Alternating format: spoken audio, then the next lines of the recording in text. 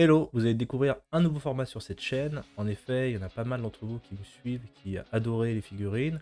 Il y en a aussi pas mal qui créent des figurines et qui impriment. Et je me suis dit que ça pourrait être hyper pertinent d'aller interviewer les gens dont c'est le métier. Donc il y a pas mal de choses à en retenir et à apprendre. Et qui de mieux pour ce premier entretien, qu'est-ce qui se miniature? Donc si vous ne connaissez pas, c'est vraiment une personne qui travaille depuis 8 ans dans le monde de la miniature, qui est très actif sur les réseaux, notamment sur YouTube, qui fait des vidéos avec pas mal de vues, qui a une grosse communauté derrière et qui vraiment a un univers particulier autour de la Seconde Guerre mondiale. Donc c'était super intéressant d'échanger avec lui, du coup de découvrir son parcours, de voir comment il est arrivé au monde de la figurine, puis à en faire son métier. Qu'est-ce que c'est une journée type pour lui, comment aussi il voit l'avenir de sa profession. Donc c'était hyper intéressant de discuter avec lui autour de l'IA, autour de l'essor de l'impression 3D et comment il voit un peu les choses continuer, effectivement, parce qu'il fait partie de ces métiers qui vont certainement être bouleversés par la technologie, la technologie qui d'ailleurs lui a permis de créer son métier il y a quelques années. Voilà, donc il y a pas mal de questions autour de ça, et on a parlé aussi d'entrepreneuriat, donc toutes ces questions, comment se lancer, voilà, s'il avait des tips aussi pour ceux qui souhaitent vraiment progresser, se lancer, ou améliorer, voilà, notre projet actuel. Donc tout ça, on en parle, et voilà, dans un long format, je vous dis bon visionnage. À tout de suite.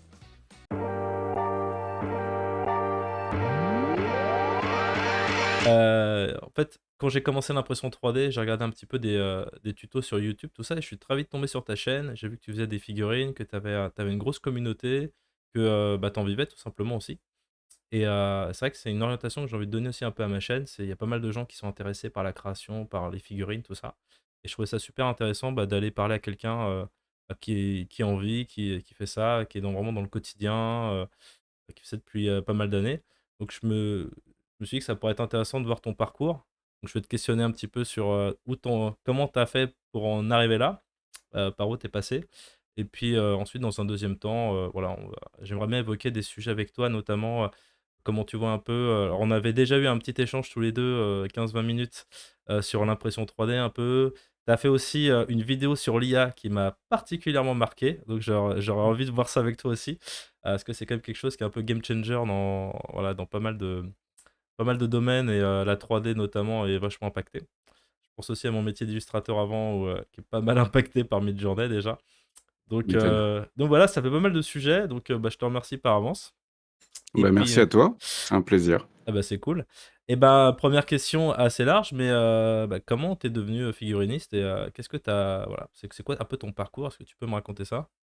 Ouais, bah, je vais essayer de faire court, mais en gros, je suis un passionné de figurines depuis que je suis gamin. Ouais, C'est j'imagine? surtout ça, c'est surtout ça qui fait que j'en suis là aujourd'hui. Bah, j'ai dû commencer quand j'avais 7 8 ans, évidemment, en tant que simple passionné jusqu'à la fin de mon adolescence. Ensuite, j'ai eu un parcours pro qui n'a absolument rien à voir. Il faut savoir que sur l'aspect scolaire, j'ai toujours été une quiche pas possible. Surtout parce que ça m'intéressait pas, hein. Je pense pas être spécialement plus con qu'un autre, mais en gros, ça m'intéressait pas, et l'école, c'était catastrophique. Et figurines à fond, univers fantastique, écriture, jeux de rôle aussi beaucoup. Bref, un geek comme plein d'autres, quoi. Ensuite, parcours pro, j'ai très vite compris qu'il fallait que je ne bosse pas pour les autres, mais que je bosse pour moi. Ça, ça, c'est vraiment une histoire de, je sais pas comment dire, de motivation personnelle. En fait, ça va dépendre des gens, hein. Je pense que chacun voit midi à sa porte sur ce point-là, mais moi, dans mon cas, il fallait vraiment que je travaille pour moi. Et du coup, j'ai monté une boîte à Lyon à l'époque, dans le service aux entreprises, qui a pas trop mal marché. J'ai fini par m'en séparer, et j'ai déménagé en pleine campagne. Je te la fais courte, hein. J'ai déménagé en pleine campagne, J'ai et cru voir dans tes vidéos que t'étais à la campagne, ouais, effectivement, ouais. oh, ouais, c'est ça. Et surtout, je me suis formé vraiment tout seul sur la modélisation 3D. Alors, il y avait quelques facilités qui m'ont aidé, parce que au tout début où je me suis lancé dans la figurine, je te parle de ça, je devais avoir 21 ans, quelque chose comme ça, 20, 21 ans. Lancé sur le plan professionnel, j'entends, hein. Au tout début, c'était des services de peinture. De fil en aiguille et d'année en année. Alors j'avais un boulot à côté, hein, comme je t'ai dit, j'avais une autre entreprise à côté qui me permettait vraiment de payer les factures. Mhm. Et au tout début, c'était des petites commandes par-ci par-là. Et puis j'ai très vite compris que je pouvais en vivre. Euh, Au tout début, service de peinture, ensuite sculpture pour des passionnés, pas pour les professionnels. Et puis D'accord. d'année en année, à force de progresser, mais là, quand je te parle de sculpture, c'est sculpture à l'ancienne, hein. Donc green stuff, milliput, argile aussi pour s'entraîner, etc. Et quand j'ai vu que je commençais à atteindre un niveau suffisant pour pouvoir proposer mes services à des pros, bah, je l'ai fait. Ça a marché un petit peu. Et puis ensuite j'ai lancé une modeste chaîne YouTube sur la peinture de figurines. J'ai vu l'impression 3D arriver pendant que cette chaîne YouTube tournait un petit peu. Et je me suis dit, allez, je vais partager mon évolution sur la 3D, que ce soit la sculpture ou l'impression 3D. Et aujourd'hui, ça fait à peu près 4-5 ans que je vis à 100% des fichiers 3D. Ouais, d'accord, parce que quand j'ai rejoint ton Discord, j'ai vu qu'il y avait énormément de gens, que sur ton Discord, il y avait pas mal de, voilà, de posts, tout ça. Donc, tu as réussi quand même, aussi grâce à cette chaîne, j'imagine, et peut-être aussi au fait que tu participes à des événements, tout ça. Tu as réussi quand même à construire une communauté de gens qui te soutiennent. Enfin, c'est quand même de quelque chose d'assez unique, ça, que tu as réussi à faire, je trouve. Ouais, alors c'était un coup de peau. En fait, c'est un coup de peau. Je sais pas dans quelle mesure tout ça a été réfléchi. Très franchement, le but au départ, quand j'ai partagé sur YouTube, c'était vraiment de partager ma passion de la peinture de figurines. Il y avait aucune volonté commerciale. D'ailleurs, il y en a plus, il y en a toujours pas vraiment aujourd'hui. Le seul but, c'est de partager ce que j'aime. Le truc, c'est que je sais même plus depuis combien de temps. Je suis très mauvais en date, mais ça doit faire 7 ans, quelque chose comme ça, que je suis sur YouTube. Et en gros, l'impression 3D pour les amateurs est arrivée peut-être 1 an ou 2 après le lancement de ma chaîne. Et je me suis dit, allez, go là-dedans et on va le partager parce que c'est le début d'une nouvelle technologie accessible au grand public. Ça peut intéresser d'autres gens, fatalement. Du coup, j'ai partagé mon avancée là-dessus. Et oui, il y avait plein d'autres passionnés qui se sont dit, putain, c'est quoi ce nouveau truc qui arrive? Comment ça marche? Donc fatalement, ça a créé, comme tu le dis, une espèce de communauté autour de ça. Et aujourd'hui, bah, coup de chance, effectivement, ça dessert aussi ma vie professionnelle, puisque il y a une alliance évidente des deux, quoi. Les passionnés d'impression 3D, de wargame, et c'est exactement ce que je fais sur ma chaîne. Moi, ce que je veux dire, c'est qu'au départ, c'était pas volontaire du Ah tout. ouais, c'est que C'est vraiment un coup de... t'as suivi un peu enfin, la tendance qui est arrivée, qui C'est ça. impactait un peu. Mais je me demandais en fait pour les passionnés de figurines, est-ce qu'au début, quand l'impression 3D elle est arrivée, c'est ce que les gens ils ont vu ça d'un super œil ou au contraire ils se sont dit merde, ça va encore, je sais pas, Ah, je ça va pense casser que les c'est... choses. Ouais, je pense que c'est comme dans toutes les évolutions technologiques. Je pense qu'il y a quand même la majorité des amateurs et des passionnés qui font ça pour le plaisir ont vu ça comme un nouvel outil génial qui arrive. Et de côté professionnel, il y en a une grosse majorité qui ont dû voir ça d'un œil. Putain, c'est un peu comme l'arrivée de l'IA. Tous les sculpteurs pros se sont dit, ah là là, mon travail est en train de disparaître, etc. Je pense qu'il y avait un clivage comme ça entre voilà, les amateurs et les pros. Mais non, dans l'ensemble, ensuite, aujourd'hui, c'est sûr que ça a fait disparaître plein de jobs. Ça fait aucun doute. Mais ça en a aussi créé plein de nouveaux. Bah ouais, Donc, c'est un peu comme l'IA, quoi. L'IA, je pense que ça va être la même chose sur l'intelligence artificielle. totalement. Bah bon, de toute façon, on va revenir un petit peu là-dessus après. C'est un sujet qui m'intéresse. Mais je trouvais que c'était intéressant ce que tu as fait parce qu'il y a généralement, il y a pas mal de gens, tu sais, qui ont un peu la barrière d'aller sur YouTube parce qu'ils veulent être absolument experts dans un domaine pour pouvoir en parler. Et je trouve que du coup, tu as eu la bonne intuition en fait de plutôt te dire je vais partager l'apprentissage du truc, tu vois. Et c'est souvent des choses que tu peux mettre en place. Et il y a pas mal de gens qui ont ce frein-là de se dire ah bah non, je vais pas envie de montrer parce que je veux pas être critiqué, je veux pas me taper des mauvais commentaires ou tout ça. Alors que justement, je pense qu'il y a plein de gens qui se reconnaissent, qui ont envie de voir un petit peu l'évolution, tout ça. Donc c'est comme une bonne idée que tu as eue, je pense, dès le départ. Et je pense aussi qu'il y a ce côté de tiens, il y a ce nouveau truc qui arrive, j'ai envie de m'y mettre. Là, je vois monsieur et madame tout le monde, tu vois, mais j'ai pas le temps. Envoie-moi le kiff de ce que c'est de découvrir et d'avancer dans un nouveau truc. En fait, c'est une espèce de kiff par procuration, c'est que les gens vont avoir l'impression de progresser avec toi sans avoir tout le temps que toi tu vas y mettre. Et fatalement, même si pour savoir faire, il faut faire, et ben, ils vont progresser aussi un tout petit peu à leur manière. Ouais, carrément. Bah, de toute Parce qu'ils façon, vont apprendre, se tenir au courant, et cetera, quoi. c'est sûr que de toute façon, les découvertes que tu vas faire, tu vas leur partager, donc c'est hyper intéressant pour eux, quoi. Et je me demandais, une journée type chez Esquisse Miniature, ça ressemble à quoi alors? Bah, là, mais tu vas te moquer là, parce que toi, t'as l'air. Non! Je suis sûr que t'es genre du matin et tout ça, non? À cause de mes gosses, j'ai pas trop le choix là, malheureusement. Ouais, ouais, je comprends bien. Non, moi, je travaille beaucoup l'après-midi et la nuit, globalement. Je suis clairement pas du matin. Et en gros, ma journée type, c'est que je me lève, je prends 8 cafés, parce que pas de café, pas de travail. Et je passe un peu de temps avec ma douce, avec mes enfants s'ils sont à la maison. Et puis après, je me mets à bosser. Souvent l'après-midi, je fais toujours la pause apéro indispensable, apéro repas avec les gens que j'aime. Et puis ensuite, je me remets à travailler en règle générale jusqu'à 4 heures du mat. Ça dépend, des fois beaucoup plus, des fois un peu moins. Ça dépend aussi, tu as du feeling, mais c'est ça l'avantage quand tu es à ton compte, c'est que tu vas vraiment adapter en fonction de ton humeur du moment. Puis il y a aussi quand même une histoire de...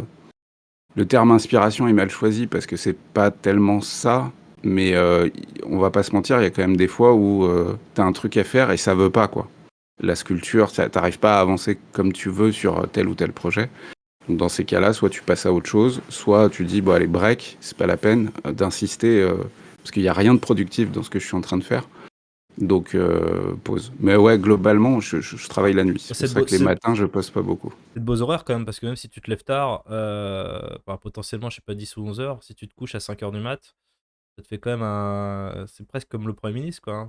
C'est quand même parce que du coup, toi, c'est la nuit, tu es plus productif, tu sens que ça coule, c'est peut-être ça aussi? Je sais qu'il y a des gens qui aiment Ouais, bien la nuit, justement, le temps passe plus vite, tu es plus inspiré peut-être? et ben je sais pas si le temps passe plus vite ou Tu le finis mon temps café. passe plus lentement. Vas-y, vas-y. Mais le fait de pas être interpellé aussi non-stop, parce que tu sais, on a tous, et puis peut-être notre génération, on peut avoir très vite des problèmes d'attention. Ce qui est un peu mon cas aussi, c'est que j'aime beaucoup regarder ce que fait ma chérie, ce que font mes potes, tout ça, que ce soit sur les réseaux ou en vrai. Et du coup, ça me gêne pas du tout de dire non, bah c'est bon, j'arrête, vas-y, fais voir ce que t'es en train de faire, c'est trop cool. Euh, la nuit, il se passe vachement moins ça parce que les gens dorment.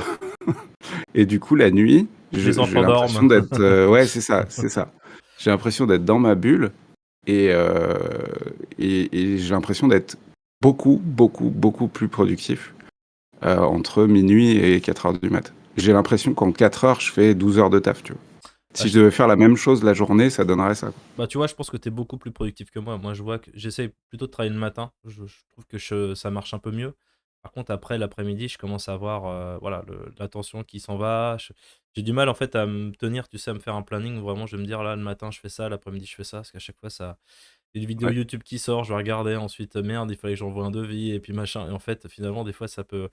C'est très difficile. Plus le soir, il faut aller chercher les enfants, machin, le repas, le truc. Ouais, Effectivement, ouais. Alors, je pense qu'effectivement, la solution de la nuit, après, il faut pouvoir tenir jusqu'à 3 4 heures. Mais ouais, je après, comprends. c'est une histoire de rythme. Après, moi, j'ai toujours été câblé comme ça, donc c'est aussi plus facile pour moi. Puis même là, beaucoup des jobs que j'ai fait dans ma jeunesse, c'était des jobs où je bossais la nuit. Donc, tu vois, il y a quand même une histoire d'habitude avec le temps, quoi. D'accord, ok. Non, bah, c'est cool. Et je me demandais un peu, c'est quoi tes outils? Qu'est-ce que tu utilises, notamment en 3D? Alors, je me demandais si c'était ZBrush, si c'était Blender, si c'était. C'est un mix de tout. Moi, Ouais? je suis assez non conventionnel. C'est vrai que j'en ai discuté avec d'autres sculpteurs 3D qui font des Patreon, des Tribes et tout ça aujourd'hui et qui en vivent. C'est que pour la plupart d'entre eux, s'ils sont seuls, très souvent, ils sont mono-logiciels. Parce qu'ils sont ultra spécialisés. À la limite, ils vont utiliser un logiciel pour la sculpture et un logiciel pour le rendu. C'est la majorité des sculpteurs que j'ai pu rencontrer. Alors que moi, c'est vrai que j'aime bien toucher à plein de logiciels différents, mais ça, c'est lié aussi à un apprentissage que j'ai eu, vraiment décroché de tel logiciel ou tel logiciel. Vu que c'était pas un apprentissage scolaire où je vais me poser comme par exemple ta formation sur ZBrush, où je vais me poser à fond sur ZBrush, Moi, au moment où j'ai appris, il y a vraiment eu la visibilité de plein de tutos sur YouTube déjà, et de déconstruire chaque logiciel pour savoir ce que j'aimais faire le plus avec tel logiciel, ensuite avec tel autre logiciel, etc. Donc aujourd'hui, enfin, la majorité des outils que j'utilise, c'est la VR, parce que aujourd'hui, je sculpte en VR. Ah ouais, d'accord. Ça, c'est vraiment la base de ma sculpture. Et ensuite, j'affine sur ZBrush, en gros. Ça, c'est les deux logiciels de sculpture. Après, il m'arrive régulièrement d'utiliser Blender, notamment pour la phase de rigging, puisque aussi bizarre que ça puisse paraître, mais dans un souci de gain de temps, d'efficacité, etc., vu que moi je fais beaucoup de figurines historiques qui sont en uniforme, je peux gagner du temps avec un rig. Et le rig de ZBrush, je l'aime pas, donc je me sers du rig de Blender. Donc en gros, je vais faire un rig sur Blender, ensuite je vais affiner les têtes en VR, et ensuite je vais repasser sur ZBrush pour finaliser le modèle. D'accord. Bah, de toute façon, je suis d'accord avec toi sur le côté, effectivement, il y a pas mal de logiciels maintenant qui sont assez complets. Mais c'est vrai que tu as toujours des logiciels qui ont une force. C'est vrai que ZBrush, ça va être vraiment la modélisation comme ça où tu peux aller à plusieurs millions de polygones. Après, c'est vrai que par exemple, pour du rendu ou d'autres choses, tu vas être un peu triste. Donc c'est vrai Ouais, qu'après, mais le danger, je trouve aussi, c'est qu'il y a beaucoup de gens qui vont s'éparpiller en fait. Tu vois, genre, ah, je veux texturer, il faut que j'apprenne Substance Painter. À le rendu, je sais que c'est sur Blender ou machin, ou faut que j'apprenne Keyshot aussi pour faire ça. Et puis il faut que j'utilise Marvelous parce que j'ai des vêtements. Et puis c'est vrai qu'au bout d'un moment, c'est un peu on parle du syndrome de l'objet brillant en fait. Et c'est vrai que du coup, tu peux te retrouver un peu, il parle de en faire des tutoriels aussi, où du coup tu te retrouves à toujours apprendre un nouveau truc et que tu avances pas sur tes projets. Et ça, c'est vrai que moi, ça m'est déjà arrivé par le passé de vouloir absolument avoir un workflow avec 5 logiciels en me disant le truc va être parfait, mais au final, t'en fais rien parce que ouais. j'étais juste tout le temps en train d'apprendre, plus les nouveautés, plus tous les trucs qui sortent en plus, donc ça devient un enfer. Je pense que finalement, maîtriser très bien un outil et puis ensuite potentiellement un deuxième pour des petites choses, c'est peut-être pas mal aussi, quoi, déjà. Parce que toi, t'es à fond ZBrush et Blender, globalement. Alors, moi, initialement, en fait, j'ai commencé par Cinema 4D, il y a Ouais, 13 ans, je crois. Et du coup, je bossais les 4 premières années, je faisais que ça. Je faisais, quasiment alors moi, mon domaine d'activité, c'est la pub, à la base. J'étais créatif en publicité et j'ai voulu me mettre à l'illustration. Ça me permettait de voyager, de partir à l'étranger et c'est comme ça que petit à petit, je me suis mis, je faisais du photomontage, j'aimais bien, tu sais, sur Photoshop, faire des images assez marrantes, intégrer des ouais. des girafes, au pôle Nord et compagnie et Aujourd'hui, l'IA le fait tout seul, hein. bah, voilà. Et à l'époque, en fait, il fallait soit acheter des images, soit, tu prenais, donc au début, je faisais avec Cinema 4D, j'inventais des trucs et après ZBrush, bah, c'était toute la partie organique que j'arrivais pas à faire et du coup, tous les animaux, tout ça, j'aimais bien. J'étais à fond sur la partie insectes, j'aimais bien recréer des bestioles que je trouvais dans des ouvrages, géographiques, tu vois? Des trucs, assez marrants et voilà, donc du coup, ZBrush est venu de plus en plus et finalement, là, c'est vrai que maintenant, il y a plus trop d'intérêt effectivement, je trouve, enfin ce que je fais, l'illustration est un peu disparu parce que c'est vrai qu'en quelques prompts, tu peux avoir des trucs de fou. Des fois, je Ouais. vois des images, qui sont en plus, même l'éclairage est magnifique, enfin tout est un cran au-dessus où tu te dis: «Même si je le faisais moi-même et que je passais un mois, je suis pas sûr d'atteindre le niveau du truc qui me l'a f Dis-toi que i» c'est en partie grâce à toi, parce que les IA, elles ouais. ont pris leurs infos où? Bah, ouais, je sais que ça c'est cruel, hein, ça c'est, ouais, ouais, ouais. Bah, de toute façon, c'est vrai que quand tu vas Midjourney où tu vois l'évolution et en plus ça n'arrête pas, c'est-à-dire que ça m'a un peu fait marrer quand les gens commencent à dire: «Ouais, bon, c'est bien, mais tu vois, il fait un sixième doigt, c'est pas ouf». Je dis: «Mais les gars, dans 2 mois, c'est corrigé, quoi». C'est Ouais, c'est ça, ça c'est va ça. ça va être de plus en plus fort donc effectivement, sur ce genre de problématique, bon, je pense que j'ai bien fait de changer. Mais c'est aussi l'objectif, c'était de me focaliser sur un logiciel, de bien le maîtriser. Et c'est parce que, c'est quelque chose que j'ai retenu aussi en freelance. Ça, c'est peut-être un truc que je rabâche un peu aux gens qui veulent, un peu partir dans tous les sens. C'est que généralement, c'est quand même pas mal de se concentrer sur un truc, quitte à devenir monsieur machin. Je trouve ça assez intéressant parce que si j'étais resté sur, du cinéma 4D, du Photoshop, du ZBrush, je ferais partie des 3D généralistes, comme il y en a des milliers. Et du Ouais. coup, moi, l'idée, c'était plutôt de me focaliser sur un logiciel. Et du coup, finalement, c'est plus pérenne dans le temps parce que alors tu as le risque que le logiciel disparaisse et que du coup, ton activité, disparaisse aussi. Ça, c'est le gros risque. Par contre, effectivement, tu as un intérêt, c'est que, aux yeux des autres, tu es beaucoup plus expert dans ton domaine. C'est plus simple de suivre l'actualité du logiciel, d'être à jour Et surtout, quand on cherche quelqu'un pour du ZBrush, tout ça, on tombe facilement sur toi vu que si tu as bien fait ton boulot d'être un peu présent sur YouTube, sur Internet, bah voilà, ton site il ressort. Donc c'est pour ça en Après, fait à la base que j'ai commencé, ouais. après, ce que tu dis, c'est super pertinent, mais je trouve que c'est surtout valable dans le cas de développement et de software. Ce que je veux dire par là, c'est que toi, ton job aujourd'hui, j'ai l'impression qu'il est très orienté sur l'utilisation de logiciels. Et c'est très cool, hein, que ce soit tes formations ou les réalisations que tu fais, etc. Mais dans le cas de quelqu'un qui veut proposer un objet fini à la fin, c'est-à-dire Mhm. le cœur de son métier, c'est de proposer un objet fini à la fin. C'est plus délicat d'être monotage parce que il faut réfléchir à ce que tu veux à la fin. Et finalement, l'utilisation d'un ZBrush, Blender ou de je ne sais quel autre logiciel n'est qu'une étape, un des outils que tu vas utiliser dans ce que tu veux à la fin. Toi, ton outil final, c'est le Oui, software en lui-même, dans le fond. je vois ce que tu veux dire, mais je pense que j'aurais la même logique quand même si je faisais un objet final, parce que j'aimerais être entre guillemets le monsieur des figurines historiques du 15e siècle, par exemple. Tu vois ce que je veux dire? C'est en Ouais, fait ouais, je vois. on parle de niche. Mm. Et je pense qu'il y a toujours un intérêt plus tard à étendre ta niche à d'autres domaines, mais de rester en fait «focus» entre guillemets sur quelque chose de très précis, quitte ensuite à aller vers d'autres univers. Là, par exemple, moi, en tant que formateur, Mais ça, ouais. tu vois, par exemple, comment te dire? Tu vois, j'avais fait une deuxième chaîne qui parlait plutôt d'impression 3D et du coup, je reste un petit peu sur la formation, parce qu'on donnait des formations, mais je suis sur un domaine qui est connexe, qui est un peu plus grand public Mm. et qui est pas, tu vois, c'est pas un grand écart par rapport à ce que je fais. Donc je reste pertinent parce que si demain je parle à quelqu'un qui fait de l'impression 3D, je peux amener mon expertise de modélisation, la personne peut me parler comme toi par exemple, de ton expertise sur les figurines, et ça peut être intéressant, tu vois, cet échange. Et du coup, à Ouais, partir de là, tu peux bâtir plein de. Moi, je crois vachement en fait aux rencontres, notamment avec toi, et que du coup, ouais, ouais, parce que carrément. tu es identifié dans un domaine, tu intéresses quelqu'un parce que Mm. peut-être que si je t'avais contacté, que j'avais une chaîne sur la boucherie-charcuterie, peut-être, je sais pas, ça, ça t'aurait peut-être moins intéressé de te dire j'ai envie d'échanger avec lui. Et que du coup, de Je là suis peut. curieux, donc si, quand même. De dire pourquoi. Mais voilà, tu vois, je pense qu'un ancrage assez fort, et ensuite, à partir de là, tu peux avoir. Après, on en reparlera Non, mais d'entrepreneuriat, mais moi, c'est quelque chose sur lequel j'ai vachement cogité aussi, hein. Franchement. mais ça, je suis complètement d'accord avec toi sur le fait que il faut avoir un focus, vraiment ton produit final.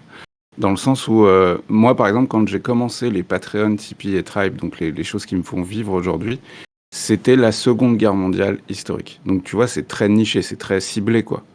Euh, Maintenant, après un peu plus de 3 ans présent sur ces plateformes, bah, je m'étale un petit peu plus, tout en restant dans la figurine. Mais évidemment, je propose d'autres périodes de l'histoire, et puis je vais même taper sur des univers qui finalement me plaisent aussi énormément, à savoir le fantastique, le SF, etc. Je reste dans la figurine, mais je m'étale un petit peu. Mais je suis d'accord qu'au début, si mon truc a marché, c'est parce que j'étais ultra focus et que du coup, j'ai attiré en fait tous les passionnés de l'impression 3D et de la Seconde Guerre mondiale. Donc finalement, dans le fond, ça fait pas grand monde, mais ça te crée un socle de base qui te permet ensuite de te construire, quoi. Donc Bah, ça, pour, je suis bien d'accord que se spécialiser, c'est... bah, Ouais, pour, il faut... pour moi, c'était une erreur que j'ai fait quand j'étais en freelance. C'est que si tu veux, en fait, j'essayais de maîtriser 5 ou 6 logiciels que je maîtrisais mal. Et en fait, à un moment donné, je regardais mon portfolio. Je faisais de l'illustration, je faisais des images d'architecture, je faisais du personnage, je faisais.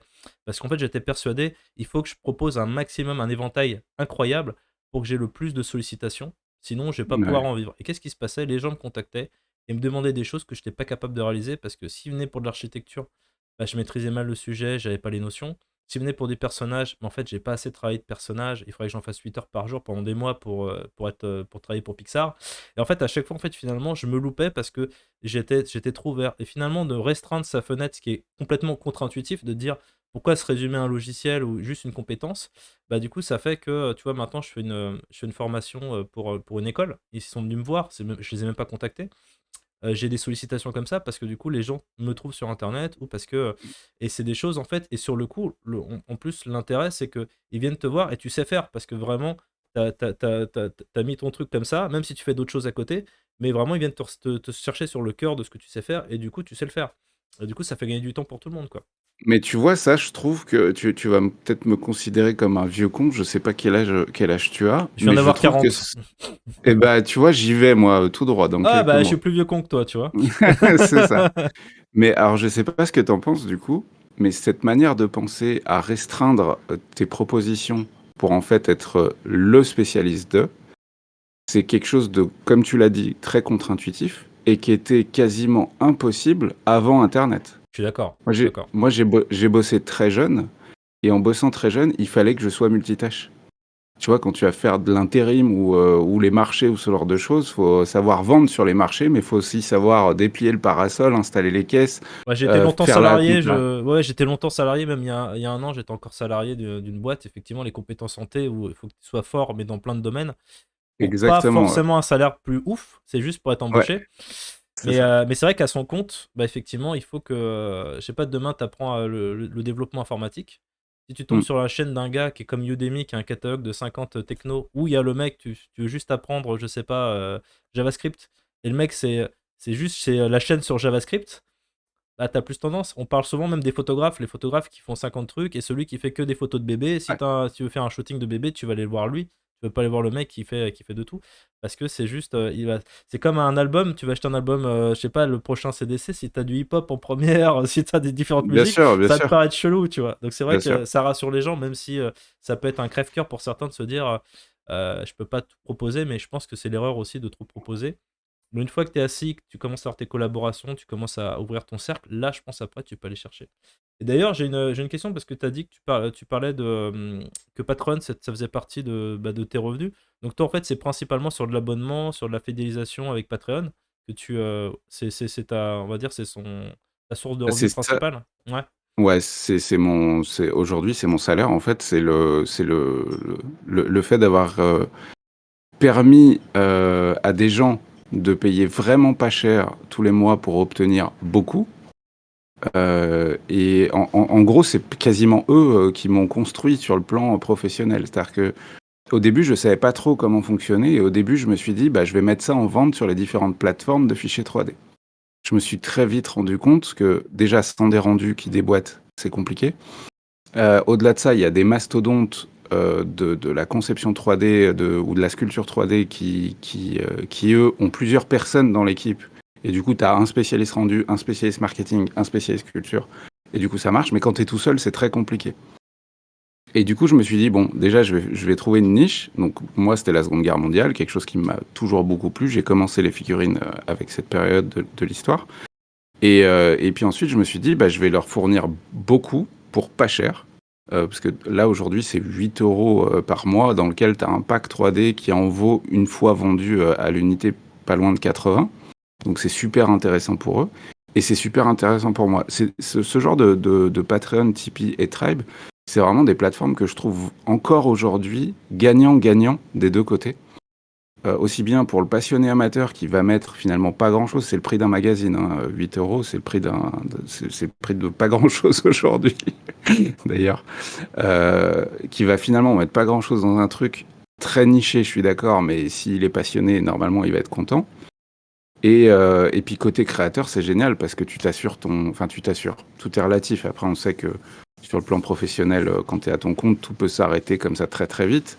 Mais normalement, si tu assures ton taf, si tu assures ta production, si tu assures le suivi, etc., normalement, les gens restent. Surtout que c'est pas cher, quoi. Et Et ouais, c'est ça qui fait que ça tient bien aujourd'hui, quoi. mais je me posais la question parce que Patreon, par moment, moi, j'en aurais un peu peur si j'étais créateur. C'est le côté un peu. Peut-être de revoir en fait un boulot, parce qu'entre guillemets, c'est que est-ce que tu perds pas un peu en liberté de devoir quelque part garder une cadence? Alors après, c'est la cadence que tu choisis. Et j'ai vu que t'as des artistes qui vraiment mettent le paquet, ils délivrent beaucoup de figurines chaque mois. Est-ce que toi, à un moment donné, ça, ça te convient ce système-là où tous les mois tu dois proposer une nouveauté et un petit peu. Tu vois, t'as quand même toujours ce truc-là où tu peux pas te reposer sur tes lauriers parce que t'as tous les mois, faut quand même trimer, quoi. Mais justement, c'est un peu comment dire, une manière de penser, une manière de voir un peu la vie. C'est que j'ai tendance à pas trop aimer, d'ailleurs, c'est aussi le sujet de la propriété intellectuelle, par exemple, mais j'ai tendance à pas trop aimer le fait de faire des gros coups. Ce que je veux dire par là, c'est, ça se produit, par exemple, de temps en temps sur Kickstarter, Ouais. où en fait, l'entreprise va marcher que sur des gros coups qu'elle va faire de manière occasionnelle, voire même qu'une fois pour certains qui sont pas très sérieux et pas très cool pour leur public. C'est qu'ils vont sortir un projet qui va faire 100, 200, parfois le million, et puis après ils disparaissent, ou ils disparaissent pendant 1 ou 2 ans. Ça, c'est pas du tout ce que je recherche et c'est pas du tout ma manière de fonctionner. Et il y a aussi l'aspect de continuer à produire. Qu'en fait, j'ai vraiment l'impression qu'à un moment, si tu t'arrêtes, c'est exactement comme les connaissances, surtout dans l'aspect technologique des choses aujourd'hui, où les choses vont très très vite. S'il y a un moment où tu t'arrêtes de produire, en fait, c'est comme si tu descendais du train en marche, quoi. Et du coup, c'est rester aussi dans l'air du temps, c'est évoluer sur ta sculpture au fur et à mesure, et à terme, c'est être capable d'avoir un catalogue que jamais tu aurais pu imaginer avoir 2 ans auparavant. Ce que je veux dire, c'est que quand je me suis lancé, je me suis dit, allez, je vais faire du Seconde Guerre. J'ai commencé à sculpter. Au début, en un mois, je faisais 10, 15 figurines. J'étais super content et tout. Et en fait, le fait d'avoir cette obligation de production fait que tu réfléchis à ton workflow, tu réfléchis à ta procédure de travail pour être un peu plus efficace, sans perdre en qualité, etc. Et tu te rends compte que c'est possible de faire mieux. Et du coup, bah après, là, aujourd'hui, le pack 3D, c'est entre 20 et 30 figurines et plusieurs véhicules tous les mois. Et je me rends compte, 3, 4 ans après, aujourd'hui, j'ai plus de 1000 figurines à proposer sur ma boutique en ligne, plus d'une centaine de véhicules, des tas de décors.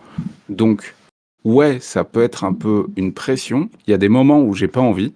Il y a des moments où, comme tout le monde, en fait, hein, comme dans tout le job, des moments où je me dis, putain, Seconde Guerre, j'en ai marre, j'ai envie de faire autre chose. Et ben, c'est les mois où je fais quand même du Seconde Guerre parce qu'il faut jamais oublier ceux pour qui vous êtes là au départ. Jamais les oublier. C'est les lieutenants de l'équipe, c'est eux qui tiennent le game, en fait, hein. Et puis, par contre, de temps en temps, je propose du kiff. Voilà. Et je me rends compte que ce kiff-là, des fois il plaît, des fois il plaît pas, mais je fais des tests en plus. Donc ça peut Euh, ouais, ça peut t'ouvrir des champs si, effectivement mm. tu as un autre univers qui plaît à côté, quoi. Ouais, c'est bien. Mais non, l'obligation de produire, au final, je trouve que c'est cool. Je trouve que c'est cool parce que, tu sais, c'est comme cette obligation de mettre un peu de sous de côté tous les mois, quoi. C'est que il y a des fois où tu bosses, ça te fait un petit peu chier de rebosser sur un thème ou ce genre de choses. Mais quand tu regardes ce que tu as fait ensuite dans l'année passée, ah, t'es content. T'es content. Ah, tu dois avoir un paquet de figurines là maintenant, j'imagine de production. Tu compté un peu Ouais, à combien t'en es là? Tu es à plusieurs ah bah centaines, je te plusieurs dis, milliers? On est, figurines en 28 mm, je suis à plus de 1200 figurines différentes. Véhicules, plus d'une centaine, et décors, pas loin de la centaine aussi. Donc ça, si tu m'avais dit ça il y a 3 ou 4 ans, j'aurais trouvé ça complètement infaisable en fait, en 3 ou 4 ans. Et pourtant, c'est possible. C'est juste qu'il faut cette régularité. Vraiment, la régularité, je pense que c'est la clé de bah ouais, de la pérennité, quoi. C'est nul à chier comme phrase, je non, m'entends mais la je vois, je dire. vois, je vois. Non, mais c'est un Mais peu ouais, comme ouais, c'est c'est c'est vrai. un peu comme un sportif, quoi. C'est tous les jours, faut aller courir, voilà, C'est ça. c'est ça. Et je me posais la question, c'est comment, tu as choisi ce thème et donc tu es resté? Comment tu as décidé d'aller sur cette thématique historique? Et je me demandais aussi si, avec, plus de 1000 figurines, comment tu arrivais encore à trouver de l'inspiration ou des choses que tu as pas faites? C'est peut-être, voilà, comment tu arrives à te renouveler encore? Sur le thème, bah, c'est pas compliqué. J'ai fait un thème que j'adorais. Vraiment la Seconde Guerre mondiale, ça a été, et ça l'est encore aujourd'hui, une passion déjà de l'histoire et de ce qui s'était passé, aussi parce que c'est une guerre qui est assez récente finalement encore aujourd'hui, que j'ai pu rencontrer des gens qui l'avaient vécue cette guerre, donc elle était vachement plus ancrée, dans, bah, dans ma construction, tu vois? En gros, même quand j'étais gamin et que j'avais un tonton qui me prêtait un casque et un fusil en bois, et c'était la Seconde Guerre mondiale, tu vois. Vraiment, c'est un truc que j'ai eu très très longtemps. Donc j'ai choisi ça, et puis ensuite j'ai choisi aussi là où il y avait très peu de choses. Euh, Globalement, en Seconde Guerre mondiale, période Seconde Guerre mondiale, fichier 3D. Au moment où j'ai commencé, il n'y avait pas personne, mais il y avait très très peu de monde. Hmm. Vraiment très peu de monde. Et la plupart des fichiers qui étaient proposés n'étaient pas forcément très jolis. C'était des fichiers très, euh, très, euh, très géométriques, très carrés, tu sais, un peu comme du low poly, quoi, en quelque sorte. Donc en fait, j'ai vu cette fenêtre et je me suis dit, bah allez, go, on va par là, quoi. Et j'ai essayé, j'ai essayé, j'ai essayé. Au bout d'un moment, j'ai fini par réussir à faire des trucs cool. Bien que aujourd'hui, tu vois, 3 ans après, 3, 4 ans après, je vois l'écart entre mes sculptures de début et les sculptures d'aujourd'hui. Et j'espère que ce sera la même chose dans 5 ans, tu vois.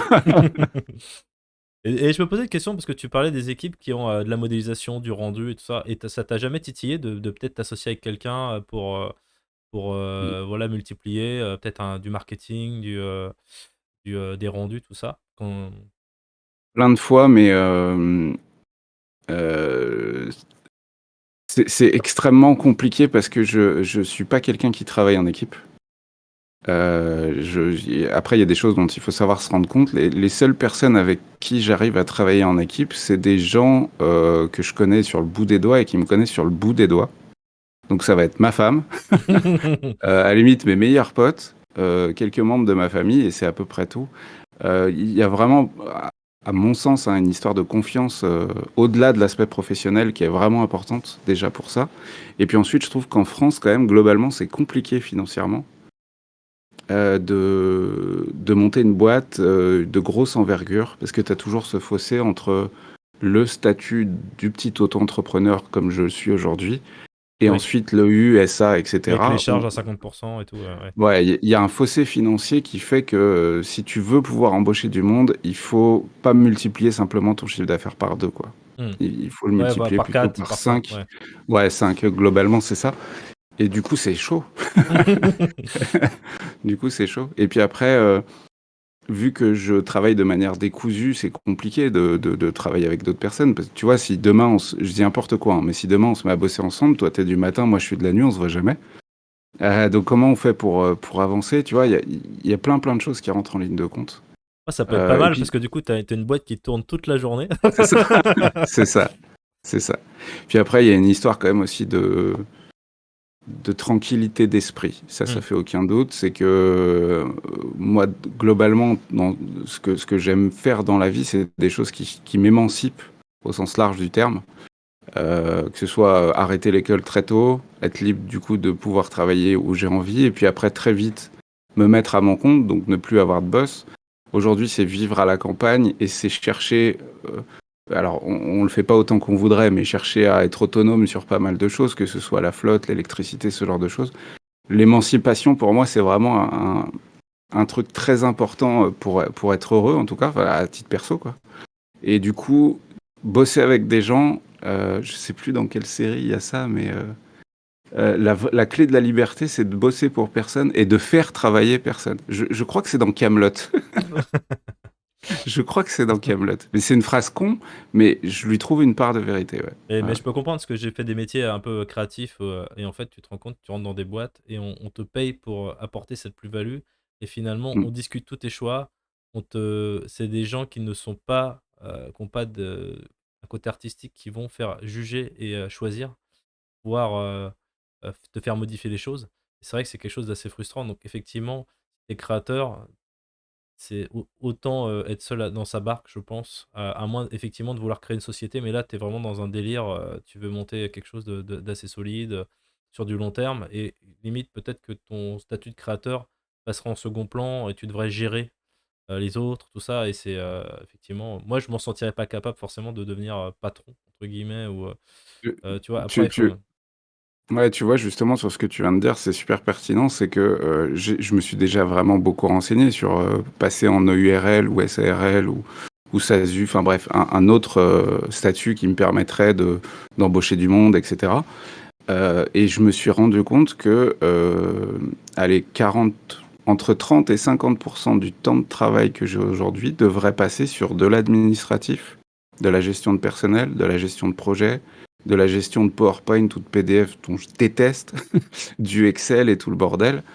Non, c'est hors de question. Je préfère gagner moins, prendre moins de risques et peut-être parce que dans le fond, c'est moins préparer l'avenir aussi quand même de rester seul. C'est con, mais une boîte d'auto-entrepreneur, tu peux pas la vendre. Mm. C'est pas possible. Alors qu'une URL, si demain je monte l'entreprise ou la SARL esquisse miniature, à la retraite, si j'ai envie, je pourrais éventuellement vendre cette boîte. Donc tu vois, il y a quand même plein de choses qui rentrent en compte, mais dans le fond, le quotidien, il gagne. Hein. Le quotidien, il gagne. Je veux pas passer mon temps à faire des Excel et ce genre de choses, c'est hors de question. Et par contre, je reviens juste sur une de tes remarques, après, Ouais, vas-y, hein. après je te laisse continuer, c'est euh, cette manière de bosser là, c'est, je suis par contre parfaitement consciente que c'est pas tout le monde. Tu vois, il y a quand même des tas de gens qui, eux, aiment ce cadre professionnel, leur dire ce qu'ils vont faire tous les jours, etc. Avancer sur un projet, se faire remettre en question en permanence sur la manière de le faire ou ce genre de choses. Il y a des gens qui ont besoin de ça. Et je pense que vraiment, là, il y a un fossé entre différents types de comportements au quotidien. Bah, c'est sûr que c'est pas le mien, mais ces gens-là existent. Ce que je veux dire, c'est qu'il y a pas mal d'entrepreneurs qui ont tendance à dire, surtout si on se balade sur des réseaux comme TikTok ou autre, qui ont tendance à dire, non, mais tout le monde devrait être auto-entrepreneur, tout le monde devrait être à son compte. Non, je suis pas sûr. Pas sûr du tout. Bah, c'est ça et en plus, moi j'ai pas mal d'élèves qui sont, souvent en reconversion, qui sont malheureux dans leur travail actuel et qui, entre guillemets, «voient ça comme un eldorado», le fait de, se lancer dans les figurines. Alors qu'en fait, je trouve Mm. qu'il y a quand même, c'est quand même effectivement, tu en parlais, il y a aussi le timing de trouver un thème au bon moment, d'arriver ensuite à effectivement à développer une communauté, tout ça. C'est des choses qui sont vachement dures et c'est vrai qu'il y a pas mal de gens qui ont l'impression qu'ils vont mettre leur modèle en ligne et tout de suite, ils vont en vendre plein. Moi ça m'a étonné en fait, c'est vraiment, beaucoup de gens imaginent que c'est très facile en fait, parce que du coup les coûts sont bas d'impression 3D, tu vas pouvoir tout de suite envoyer et te faire une bonne marge et moi ça me paraît extrêmement compliqué le marketing, il y a en fait quand tu es entrepreneur, malgré tout que tu le veuilles ou non, tu dois te former à 4 ou 5 métiers parce que, tu vois, bah, c'est con mais YouTube, bah, faut savoir, uploader tes vidéos, faut savoir les monter, faut savoir les faire parler, utiliser les réseaux sociaux. Faut essayer en plus généralement de te former un petit peu pour gagner du temps, pour ensuite, automatiser un peu les trucs si tu peux. Faut gérer, toi sur ton Discord, j'imagine que tu as une présence, donc tu vas aller dépanner les gens, tu vas leur donner des conseils, tu vas leur donner des infos, tout ça. Tu as des événements, enfin c'est vachement de boulot, c'est pas juste, finalement être à ta table et puis bosser, faire ce qui te plaît. C'est qu'il y a tout un truc autour où je pense que des fois les gens, se rendent pas compte du boulot qu'il y a en fait, il y a déjà beaucoup de gens finalement qui sont présents sur internet et que déjà pour arriver à avoir ton bout d'attention, c'est quand même du boulot et puis ensuite d'en faire un salaire quoi. Ça c'est aussi, voilà, je pense que pour pas mal de gens au début je dis, «Vise pas un salaire, vise déjà un kiff». Ensuite vise peut-être 100-200 balles et puis ensuite tu verras petit à petit, mais voilà quoi, chaque chose, Ouais, surtout qu'aujourd'hui, il y a quand même beaucoup de contenu en fait. Il y a énormément de choses qui sont proposées dans la 3D, de figurines, de wargames. Il y a énormément de choses. Il y en a beaucoup qui sont gratuites. Il y en a aussi énormément qui sont payantes. Donc avant de réussir à se faire une place parmi les gens qui accaparent l'attention, parce que c'est clairement ça aujourd'hui, les plus gros Patreon, Tribe, enfin, les gens qui vendent le plus de fichiers 3D, ils accaparent 95% de l'attention. J'ai tendance à comparer ça un petit peu avec Games Workshop dans le milieu de la figurine que tu achètes comme ça de toute prête, enfin à monter et à peindre. C'est que, en plus, il y a pas longtemps, j'avais fait une conf à Octogone à Lyon, où le sujet c'était justement vivre dans l'ombre, enfin créer un jeu de figurines dans l'ombre de Games Workshop. Ouais, c'est pas simple, mais pour autant, ça veut pas dire que quand tu veux créer quelque chose, il faut que tu imagines que tu seras toujours dans l'ombre de. C'est un peu comme si demain tu veux te mettre à faire des films ou des courts-métrages, tu peux pas dire ouais, mais attends, je peux pas faire de film, regarde ce qu'a fait Steven Spielberg ou Nolan ou autre. Non, c'est pas pour autant qu'il faut pas avancer, continuer, et c'est pas pour autant que tu peux pas en vivre. mmh. Mais ouais, ça peut faire un peu peur. Mais après, ces gros-là, il faut s'en inspirer aussi. À Et fond, quoi. et ce À serait fond. quoi, par exemple, tes conseils, pour, quelqu'un qui est vraiment motivé et qui veut se lancer, ce serait quoi d'essayer de choper les dernières tendances, de regarder un petit peu, des choses sur lesquelles il y a moins de gens, il y a moins de concurrence, ou pas du tout? C'est juste de faire ce que t'aimes. Avec ça va être un peu peut-être un peu bizarre ce que je vais dire, mais avec, ce qui est en train d'arriver là, notamment l'intelligence artificielle, je pense que il faut j'aime pas du tout ce que je vais dire, mais je vais quand même le dire. Il faut se vendre soi-même avant de vendre son produit.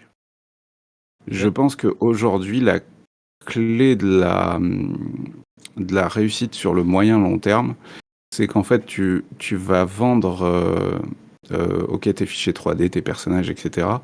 Mais dans le fond, si les gens les achètent, c'est parce que c'est toi et pas un autre. Parce Je suis que d'accord.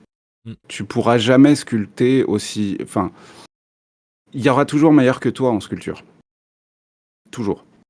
À part si c'est extrêmement perché ce que tu fais ou qu'on nous tire vers l'art moderne avec, une boîte de conserve et du caca, enfin, à part des domaines extrêmement précis, Duchamp et heu, c'est ça, à part des domaines extrêmement précis, il y aura toujours meilleur que toi dans la sculpture. Du coup, je pense que l'identité, de tes sculptures est quasiment enfin, va être de plus en plus importante, surtout avec l'histoire de l'intelligence artificielle qui arrive, qui dans la 3D va faire aussi mal, je pense. Ce sera peut-être un peu plus long, mais va faire aussi mal qu'elle l'a fait auprès des illustrateurs. Et que du coup, pour s'inscrire sur le long terme, je pense qu'il faut viser sur une présence sur les réseaux, un partage de passion, un partage de kiff, et ensuite proposer quelque chose qui est fatalement un peu associé à ton personnage, quoi. c'est marrant Et parce à que ton, et à ton ambiance globale, quoi. on va arriver sur l'IA, ces sujets-là justement que je voulais voir avec toi. C'est marrant parce que j'ai un copain qui est pas graphiste, qui voulait, faire un nouveau logo, pour sa chaîne YouTube, et du coup, il est parti sur Midjourney. Il a passé 3 jours sur Midjourney à chaque fois, Midjourney lui sortait 4 super logos, puis 4 super logos, puis 4 super logos, et en fait, il était noyé de propositions, et au final, Ouais. je me suis rendu compte que, bah, moi, c'était mon métier à la base, c'était de faire ça, du graphisme et tout ça. Et quand tu es graphiste, généralement, tu pars dans une direction, tu peux t'inspirer, mais au final, tu as une ligne directrice parce que c'est l'expérience qui fait que. Mm. Et que finalement, le gros des gens va être un peu enseveli de propositions et va avoir un peu du mal. Et finalement, je me dis, s'il avait juste appris sur un logiciel et passé un peu de temps, peut-être qu'il aurait mis autant de temps, mais il aurait eu son propre logo sympa. Et que finalement, là, il était perdu dans les propositions. Et je me demande si la 3D, ça risque pas d'être un peu ça aussi. Alors, effectivement, je pense que la modélisation, ça va être quelque chose, un chantier. Je pense que la personnalisation des modélisations qui vont être proposées va avoir un sens quand même, d'utiliser un logiciel type Blender, ZBrush. Pas forcément pour sauver mon taf, mais c'est de me dire que ça pourrait très bien être un starter où tu lui demandes de te faire un mecha ou art surface. Ensuite, tu récupères des bouts, tu peux faire plusieurs propositions, les greffer entre eux, faire tes trucs, faire tes clés d'assemblage, machin. Tu vois, je pense qu'il y aura quand même un intérêt d'avoir un logiciel derrière pour pouvoir dépatouiller. Et je suis totalement d'accord sur le fait que, le créateur aura toujours ce truc-là parce que c'est hyper humain, et tu envie d'avoir une toile signée Monet, même si tu as plein d'autres peintures qui sont jolies, mais, tu as toujours ce truc-là de l'intérêt, de l'interaction, Mm. avec le Mm. créateur, la signature. Tu fais demain, je sais pas si un jour tu pars dans du ultra premium et que tu fais je suis sûr que tu pourrais le faire en plus, de faire des figurines hyper rares où tu signes à 12 exemplaires, bah, ça aura une valeur parce que du coup, il y a ce truc-là en plus, ça. Donc je me dis, il y a c'est carrément hyper intéressant, voilà, ce truc-là de l'humanité. Peut-être que justement le fait que ça va être très facile techniquement, peut-être que du coup on va se rattacher à ces choses-là, plutôt l'humain, ça peut être, Ouais, les créateurs sont pas perdus, mais effectivement la modélisation et l'impression 3D, et je reviens là-dessus, tu parlais aussi de l'impression 3D, que tu avais un peu peur pour les imprimeurs 3D la dernière fois, et c'est vrai que j'avais pas songé également sur le côté un peu, bah, démocratisation de l'impression. Moi, j'étais pas hyper d'accord, je t'avoue, sur ton analyse, parce qu'effectivement, si je résume, c'est tu disais qu'il va y avoir de plus en plus d'imprimantes grand public qui vont être de plus en plus simples à utiliser. Les coûts vont, baisser de plus en plus. Effectivement, déjà, on voit que même les résines, il y a des tubes, il y a des bidons vraiment pas chers maintenant, mm. et que forcément, en fait, bah, tu vas avoir de plus en plus de concurrence, de plus en plus de gens qui vont pouvoir le faire eux-mêmes, donc forcément moins besoin de commander des pièces. De l'autre côté, j'ai l'impression que l'impression 3D, c'est comme il y a le mot 3D dedans, et j'ai toujours l'impression que ça fait un peu peur aux gens, moi. Les logiciels 3D, c'est toujours pas grand public parce que ça fait toujours peur, parce que c'est toujours complexe. L'impression 3D, quand j'en parle autour de moi, je vois quasiment personne qui en a, et quand j'en parle, c'est: «Ouh là là, c'est chimique, c'est toxique, ah, je sais pas, il me faut», et j'ai toujours l'impression que ça j'ai l'impression que ça restera un peu niché pour moi quand même, mais voilà. C'était mon analyse là-dessus.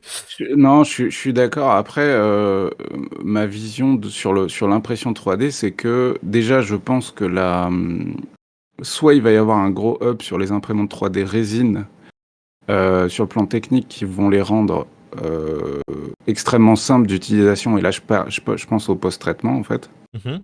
Ouais, C'est-à-dire qu'en ça, c'est le gros, truc qui est chiant. Ouais. ouais, c'est ça. C'est vraiment le truc qui est le plus chiant.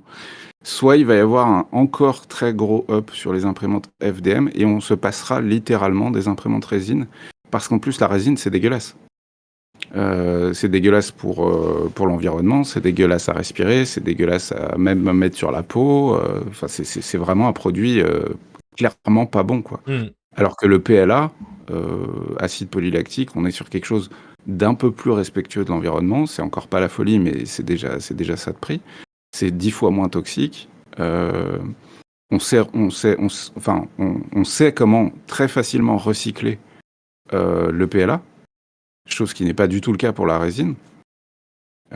Donc, moi, je vois l'impression FDM exploser encore plus quand en ce moment, je fais énormément de tests depuis quelques mois et je continue encore sur imprimer de la figurine haute définition en FDM et j'arrive à des résultats qui sont impressionnants que jamais j'aurais imaginé quand j'ai commencé avec une FDM il y a je sais plus combien d'années, mais un sacré bout de temps maintenant.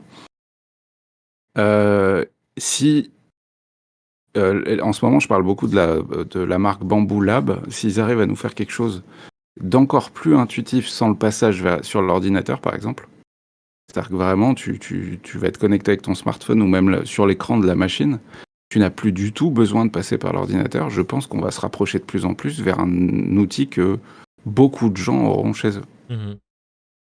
Alors, Et je vois peut-être à trop court terme cette histoire, ça va peut-être être plus long que ce que j'imaginais au départ. Mais ce jour-là, est-ce que, quand ce sera rentré comme ça dans le quotidien, est-ce que les imprimeurs 3D auront encore leur table? Je sais pas. Peut-être oui, mais sur de la quantité.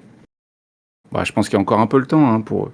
Il y a encore un petit peu le temps, mais moi à leur place, je m'inquiéterais un peu. C'est juste ça que je dis, parce qu'en plus, beaucoup d'imprimeurs 3D de figurines en France, voire même pour le coup au Portugal ou autre, des gens qui sont partis pour payer moins de taxes.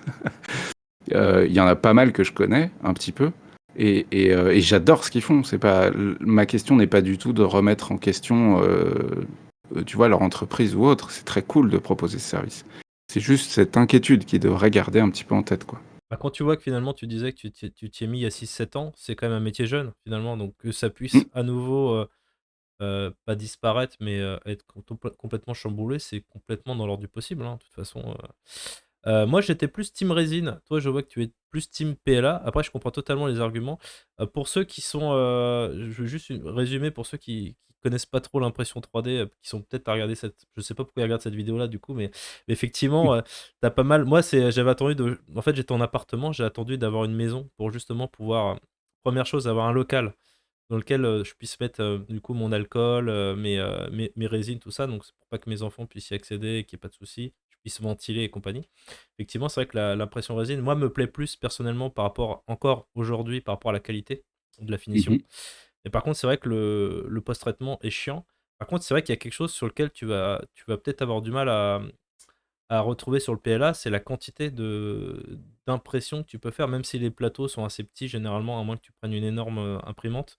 C'est vrai que du coup, tu as quand même cette capacité en impression résine à sortir 20 fois la même figurine par rapport au PLA, même si j'imagine ils vont certainement encore améliorer la vitesse, tout ça, mais c'est quand même quelque chose ça va être plus compliqué, ou alors il va falloir que tu t'achètes 5 ou 6 machines. Et d'ailleurs, Mm. je t'ai pas posé la question de ton parc un peu d'imprimante, combien tu as de machines et qu'est-ce que tu as comme machine? Alors Si c'est pas aujourd'hui, indiscret, évidemment. ah non, non, il y a rien d'indiscret. Aujourd'hui, d'imprimantes qui fonctionnent à la maison, des résines, j'en ai 6. Ah ouais, d'accord, OK.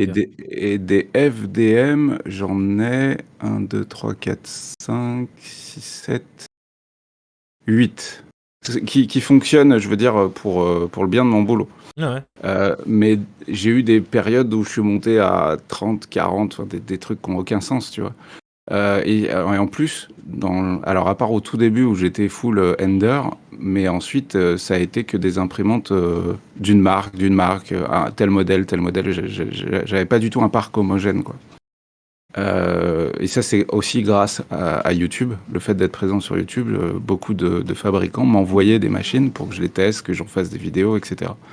Donc il y a quand même une grosse période, c'est plus trop le cas aujourd'hui, mais il y a quand même une grosse période où mon parc d'imprimantes 3D, j'avais l'avantage de ne pas le payer, quoi. Mais aujourd'hui, alors je suis pas team résine, hein. Enfin, je suis pas team FDM, c'est ça que je veux dire. Si tu veux de la belle figurine, équivalente à ce que tu peux trouver dans le marché, fonce sur la résine. Ça ne fait aucun doute. Ça ne fait aucun doute, la qualité est bien meilleure. Effectivement, en plus, si ton objectif ensuite c'est de vendre la version physique, bah, l'impression 3D résine, comme tu l'as dit, hein, d'une figurine ou 20 sur le même plateau, on s'en fiche, ça va pas du tout changer la durée du print, puisque tous les layers sont imprimés en même temps. Donc non, la résine, c'est trop cool. Le seul truc, c'est que de plus en plus, en ce moment, je parle du FDM haute qualité, parce que c'est celui-là que je vois pour monsieur et madame tout le monde. Beaucoup plus que la résine, tant qu'on n'a pas des machines automatiques, même sur le wash and cure et tout ça, quoi. Je suis d'accord parce que je trouve que la résine, en fait, finalement, le game, c'était sur la qualité. Maintenant, tu arrives à un pic où ça va être difficile d'aller vraiment encore plus haut en termes de résolution, enfin, en termes de qualité, parce que finalement, tu arrives à un niveau là qui est quand même assez bluffant. Enfin, je veux dire, on peut encore améliorer, aller plus vite, mais on est quand même sur quelque chose d'assez balèze maintenant. Tandis que le FDM, c'est peut-être là-dessus où il peut encore s'améliorer, je pense, enfin, cette Mm. technologie-là. Je pense que la résine, le vrai challenge, ce sera effectivement d'arriver à avoir quelque chose de pas toxique. Alors, c'est Ouais. d'ailleurs moi ce qui m'a un peu pas déçu, mais c'est que pour des gens qui font pas gaffe, s'ils achètent de la résine lavable à l'eau, c'est absolument toxique et faut surtout pas le vider dans l'évier. Mais c'est vrai que ça fait partie des choses où tu as l'impression que on a fait des progrès et finalement c'est pas tant que ça, quoi. Enfin, ça reste de Oui, l'eau à garder et à mettre à la déchetterie quand même. Mais les gens ont l'impression que, je pense qu'il y en a, ils doivent quand même le foutre dans l'évier, tu vois. Mm. Et c'est vrai qu'il n'y a Mm. pas vraiment. Je sais que les résines qui sont un peu écolo, on sait pas trop comment c'est foutu. J'ai l'impression que la qualité est pas là encore. Il y a eu, Donc il y a des progrès à faire là-dessus, quoi. il y a eu une période où il y a eu une grosse vague de hate, entre guillemets, sur les résines lavables à l'eau ou sur les plantes basettes, donc les résines à base de plantes, justement parce que c'était pas évident et c'était pas noté sur le bidon que ça en reste pas moins un produit toxique. Et du coup, Hmm. il y a plein de gens qui disaient, en fait, achète pas ça, c'est pire, parce que il y a plein de gens qui effectivement vident ça dans l'évier ou ce genre de choses. Euh, sur les résines, en fait, comme tu l'as dit, j'arrive plus trop à voir d'évolution en dehors de l'aspect pratique, expérience utilisateur, du début à la fin. Je veux dire, print, nettoyage, cure. Ça, s'ils arrivent à le mettre tout dans une machine à un prix acceptable, oui, ça peut continuer à très très bien marcher. C'est en train de le faire, hein. T'as vu, je sais plus, il y a une marque comme ça, je sais plus, qui carrément met le cycle de rinçage, tout ça directement dans la machine. Ouais, Donc tu vas ouais, pouvoir ouais. filtrer la résine automatiquement. Il y a des petites choses qui sont en train d'arriver là. Ouais. Ouais, ouais, c'est en train d'arriver. Je sais pas. Par contre, comme tu l'as dit sur la définition, là où c'est problématique pour les imprimantes résine, c'est qu'elles elles ont deux facteurs de définition extrêmement importants. Le un, c'est l'écran, mais l'écran, on sait aujourd'hui qu'on peut faire des trucs encore plus précis. Le problème, c'est la résine. Encore faut-il une résine qu'on est capable de descendre sur le plan moléculaire de manière encore plus fine pour que ce soit utilisable sur une imprimante avec un écran 32K, tu vois. Ça aurait pas de sens, et d'ailleurs je le vois déjà aujourd'hui sur certaines de mes machines. Moi j'imprime avec de la TGM7 sur des machines 12K. Il y a des choses que je peux pas avoir parce que la résine implique que c'est pas une résine officiellement 12K et que du coup je n'ai. Donc tu vois, il y a vraiment ces deux facteurs extrêmement importants qui font il faut qu'il y ait un step-up sur deux niveaux Ouais, en même temps. ouais, ouais, carrément. Et Et la FDM, tu as raison, eux ils ont encore une marge de progression, rapidité et définition. Ouais. ou multi-impression, je sais pas si ça sera possible d'avoir plusieurs bobines, enfin plusieurs, voilà, C'est déjà le cas, hein. plusieurs buses, ouais, Tu ouais. as déjà des machines qui peuvent diviser ton plateau en 4 ou en 6 ou en 8 et plusieurs têtes en fait qui impriment la même chose. Elles sont Mmh. montées sur le même chariot et elles impriment la même chose sur les 4 plateaux différents. Donc ça existe déjà, mais ça reste encore des trucs un peu pour les particuliers, comme l'imprimante FDM sur lit. Je sais pas si tu avais vu ce truc-là. Non, je l'ai pas vu, non. Imprimante sur une ceinture, c'est-à-dire que le plateau, c'est comme ces trucs d'entraînement à l'aéroport, tu sais, Ouais, où ouais, tu poses tes d'accord. valises dessus. Bah là, c'est pareil, le plateau, il tourne au fur et à mesure, ce qui fait que déjà, tu n'as aucune limite de longueur sur l'impression. Tu peux imprimer une épée de 2 mètres, on s'en fiche. En fait, c'est juste qu'il faut mettre je l'avais fait chez moi, euh, des tréteaux pour que ça retienne l'objet ensuite, parce que sinon, ça le ferait décoller, tu vois, quand ça sort de la ceinture. Ou sinon, imprimer en boucle. En gros, on a vu 1000 fois l'exemple du Benchy Boat, il est imprimé une fois, hop, la ceinture tourne, ça tombe dans une caisse, et il a déjà lancé l'impression d'un second. Ah, c'est pas mal ça, parce que du coup, tu peux partir faire un petit Mm, resto, t'as 3-4 objets qui sortent. Bon, faut qu'elle soit c'est ça. rapide, hein, mais c'est d'ailleurs, C'est ça. c'est quelque chose, je pense, qui est pas évident aussi quand t'es à ton compte, c'est que chaque année, t'as vachement d'évolution technique, t'as vachement de nouvelles machines. Ça doit être tentant en fait de renouveler constamment tes machines parce que t'as toujours envie de tester la nouveauté. Il y a vachement de modèles, je trouve que c'est vraiment quelque chose d'assez complet, enfin complexe, parce qu'à chaque fois, chaque année, tu as la nouvelle machine, le nouveau truc qui va plus vite, qui a une meilleure définition, qui est plus rapide. Donc tu es Mais toujours à se dire, ah putain, ça je pourrais en faire plus. ça, c'est un peu la difficulté d'être dans un domaine dans lequel ça évolue à une vitesse complètement dingue. C'est que, effectivement, il y a des moments où tu dois souvent te poser et dire, est-ce que les machines que j'ai aujourd'hui suffisent pour ce que je vends?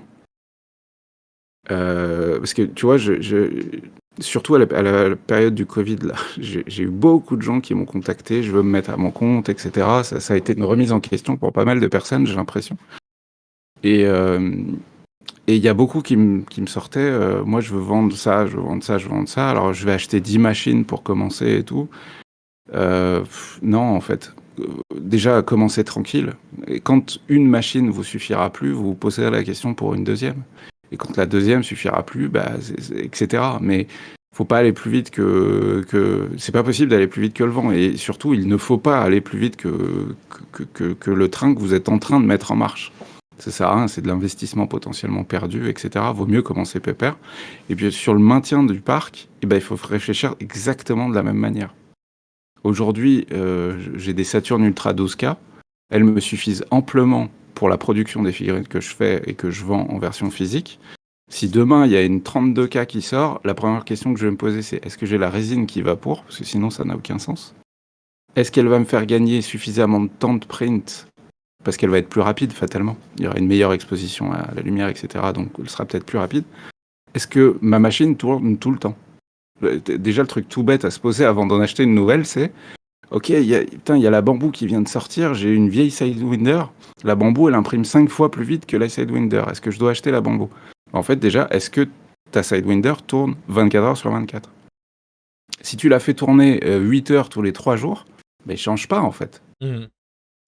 Tu vois ce que je veux dire? Ah ouais. Faut être pragmatique, parce que sinon, c'est vrai qu'on peut balancer un fric pas possible. Ouais, c'est clair que ça peut être vite un problème. Et d'ailleurs, tu parlais un peu de l'avenir. Ça, c'était une question que je me posais. Est-ce que dans ta vidéo sur l'IA, t'étais un peu en bad? Je sais pas si, si tu l'es toujours, mais t'as dit un truc qui m'a intéressé. T'as dit aux gens, allez les gars, vous avez encore 2 ans pour vendre, et puis après c'est foutu. Donc je sais pas si t'étais dans ce même état d'esprit. Est-ce que t'as changé un peu ton fusil d'épaule et comment tu te vois un peu dans les prochaines années? Alors on peut pas deviner ce qui va se passer, mais on a peut-être une petite idée. Effectivement, ce que tu disais, la modélisation qui va certainement être plus simple. Voilà. Qu'est-ce que t'en penses de tout ça, toi? À froid, Ouais. enfin, j'allais dire à froid, c'est pas vraiment à froid parce que je continue en permanence de me renseigner sur l'IA parce que c'est un sujet que je trouve, comme je l'avais dit d'ailleurs, que je trouve sur deux pics. J'ai peur, j'adore Ouais, ça. bah Tu vois, c'est un peu ça. Ouais, ouais, non, mais pour tout le monde, c'est flippant et en même temps, putain, on va pouvoir faire plein de trucs, c'est un truc de dingue. Ouais. c'est ça. Non, ce qu'il faut, c'est trouver une utilité à ce truc-là concrète. Après, moi, il y a quelque chose qui me rassure un petit peu sur les créateurs 3D ou les graphistes ou ce genre de choses. C'est que je pense que vu qu'on est de plus en plus sur des modèles économiques à système d'abonnement, on le voit de partout, hein, Aujourd'hui, Midjourney, si tu le veux en version illimitée, il faut payer. ChatGPT, pour avoir la dernière version, il faut payer. Je pense que dans le cas de la modélisation 3D, ça va être pareil. Et les gens peuvent pas mettre leurs sous partout, et c'est bien logique. Moi, le premier, c'est compliqué de vouloir t'abonner à tout ce que tu veux. Au bout d'un moment, tu as ton salaire qui part tous les mois, tu sais même pas pourquoi. Et du coup, je pense que c'est les modèles économiques justement comme ça qui vont sauver les créateurs.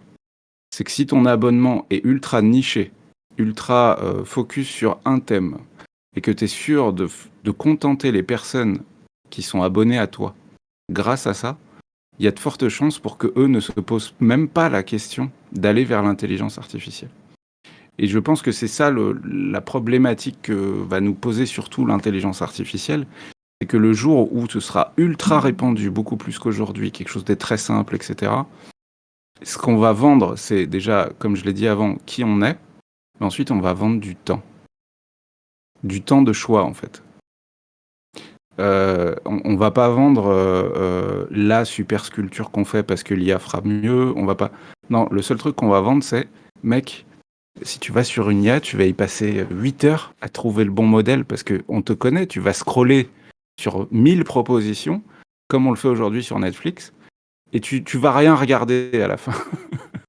Trop de Si choix tu, encore. c'est On ça. y revient. C'est ça. Si tu t'abonnes chez moi, je t'ai déjà fait une sélection de ce que t'aimes et je le sais. Parce que si tu t'abonnes à moi, c'est parce que je sais que c'est ça que tu veux. Donc en fait, tu gagnes du temps, tu gagnes du fric parce qu'il faudra être toujours à des prix à peu près compétitifs. Et en plus, c'est aux petits oignons, tu vois, c'est ce que je te propose, c'est aux petits oignons, c'est déjà pré-lissé pour les machines, voilà, tout ça est bien enrobé. Donc il y a quand même, je pense, une majorité de gens qui vont pas se poser la question. Mais c'est très dur quand on se renseigne beaucoup sur l'IA, etc. C'est très dur de garder la tête froide, je trouve. Parce qu'on a tendance à tout de suite vite imaginer les côtés négatifs, alors que justement, il faut plutôt réfléchir à comment s'en servir pour que ce soit un truc très pratique.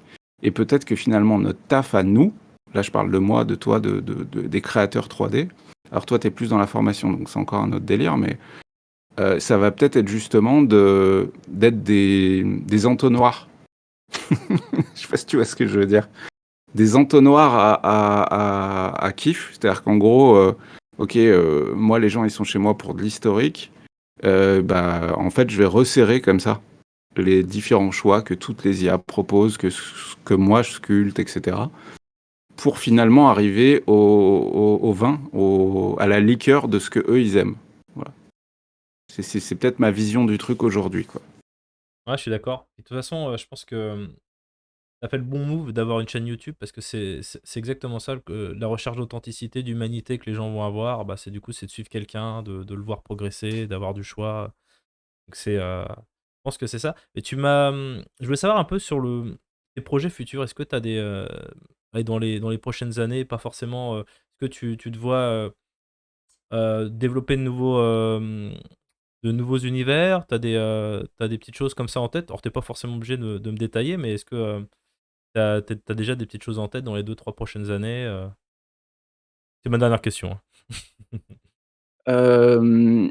Il y a deux trucs que j'ai très envie de sortir depuis longtemps et qui sont d'autres médias, en fait, d'autres supports, à savoir l'écriture. Ouais. Parce que j'adore ça aussi. Même si je suis très très mauvais à l'écriture, j'ai par contre, je pense, des idées cool, mais du coup, vu que je suis mauvais à l'écriture, il faut que je continue de me perfectionner dans le domaine. Mais ouais, il y a deux trucs. Le premier, c'est les règles de jeu de figurines. Ça, c'est sûr. Et ça, c'est purement pour le kiff, parce que ça, je sais d'avance que ça ne rapportera pas un flèche. C'est une certitude. Mais pour le kiff, et puis le kiff aussi qu'il y ait d'autres gens qui participent à ces règles de jeu, peut-être des conventions ou des compétitions ou des tournois ou ce genre de trucs autour de ce système de jeu. Ça s'appelle Epic History Battle. Et sinon, l'écriture, ouais, à fond. Donc là, on serait plus sur du livre de jeu de rôle. voire des romans, en gros la création d'un univers original de A à Z. Ça c'est sûr. C'est déjà pour le kiff, mais c'est aussi par rapport à tout ce qu'on vient de se dire. Hmm. Dans le sens de créer un truc qui soit vraiment propre à moi, tout simplement. Et puis après, il y a aussi le fait qu'on réfléchit toujours, ça doit être ton cas, quand on est à son compte. C'est peut-être un dernier truc que je voulais dire, c'est qu'au début, il faut s'ultra spécialiser, etc. Mais ensuite, il faut savoir s'étaler tout en gardant quand même le noyau principal sur Le lequel fil on était. directeur, ouais. Mais par contre, au niveau des revenus, de ce qu'on gagne, il faut savoir s'étaler un petit peu. Je vais pas parler forcément de merch, mais plus de médias différents. En fait, c'est con, mais si on est très niché, on se fera jamais un très gros salaire. Moi, ça va, je m'en sors bien, surtout que je vis à la campagne et puis je vis de manière frugale. Et du coup, je m'en sors très bien, tout va bien. Mais si demain je veux augmenter mes revenus, il y a un moment où je vais atteindre un certain seuil qui va être très difficilement franchissable, et du coup, il faut étaler les manières d'en gagner par d'autres méthodes. Donc, tu vois, c'est un truc dont je me suis rendu compte il n'y a pas si longtemps que ça. Au début, mes fichiers 3D, je ne les vendais que sur My Mini Factory. Et ensuite, je me suis dit, putain, il y a d'autres sites, pourquoi je les vends pas là-bas? Ouais, mais c'est chiant, faut tout réuploader, et puis en plus, ça va rien te rapporter, tu les vends déjà sur My Mini Factory. Faux. Complètement faux. Il y a des gens qui ne vont jamais sur My Mini Factory et qui ne vont que sur Cult. Voilà. Ou sur Et Etsy. inversement. Ou sur Etsy. Ou sur Etsy. Donc en fait, s'étaler sur plusieurs plateformes, c'est chiant par contre, t'as fait aucun doute, c'est chiant à gérer, etc. C'est du temps, mais ça paye. Voilà, ça paye parce que tu chopes des clients que tu n'aurais jamais chopé autrement, à savoir ceux qui sont mono-sites. Et il y en a plein. Alors moi j'ai fait des vidéos parce que je suis assez à fond sur le marketing, je dois t'avouer. J'aime bien Ouais. ça. Et effectivement, je trouve qu'il y a un intérêt et un inconvénient des plateformes. Moi, j'en ai déjà fait une vidéo là-dessus. Je disais, faites attention aux plateformes parce qu'il y a le côté hyper cool. C'est un peu, t'arrives dans les plus grands marchés, c'est-à-dire, c'est cool, t'as tes entrées en fait, tu peux vendre au monde entier. Et d'un autre côté, je mettais ça un peu comme si tu étais invité au salon de la pomme, où tu as des milliers de mecs qui vendent des pommes. Toi, tu as ton petit stand, et à côté de ça, tu as des stands gigantesques où les mecs ils vendent des pommes moins chères avec des bannières. Ici, c'est les pommes de machin Mm, et tout. mm. Et donc, c'est là où tu peux être aussi complètement noyé dans la masse. Sans compter que les plateformes te font un truc qui est pas cool, c'est généralement, t'as pas accès aux clients finaux, t'as pas leur email ou ce Un genre de choses. pseudo, ouais. Et ça, c'est la clé quand tu veux vendre sur Internet et vivre de ton activité, c'est que derrière, bah, de récupérer l'adresse des gens pour potentiellement leur proposer d'autres choses après, sans avoir les commissions de la plateforme et en établissant un lien, quoi.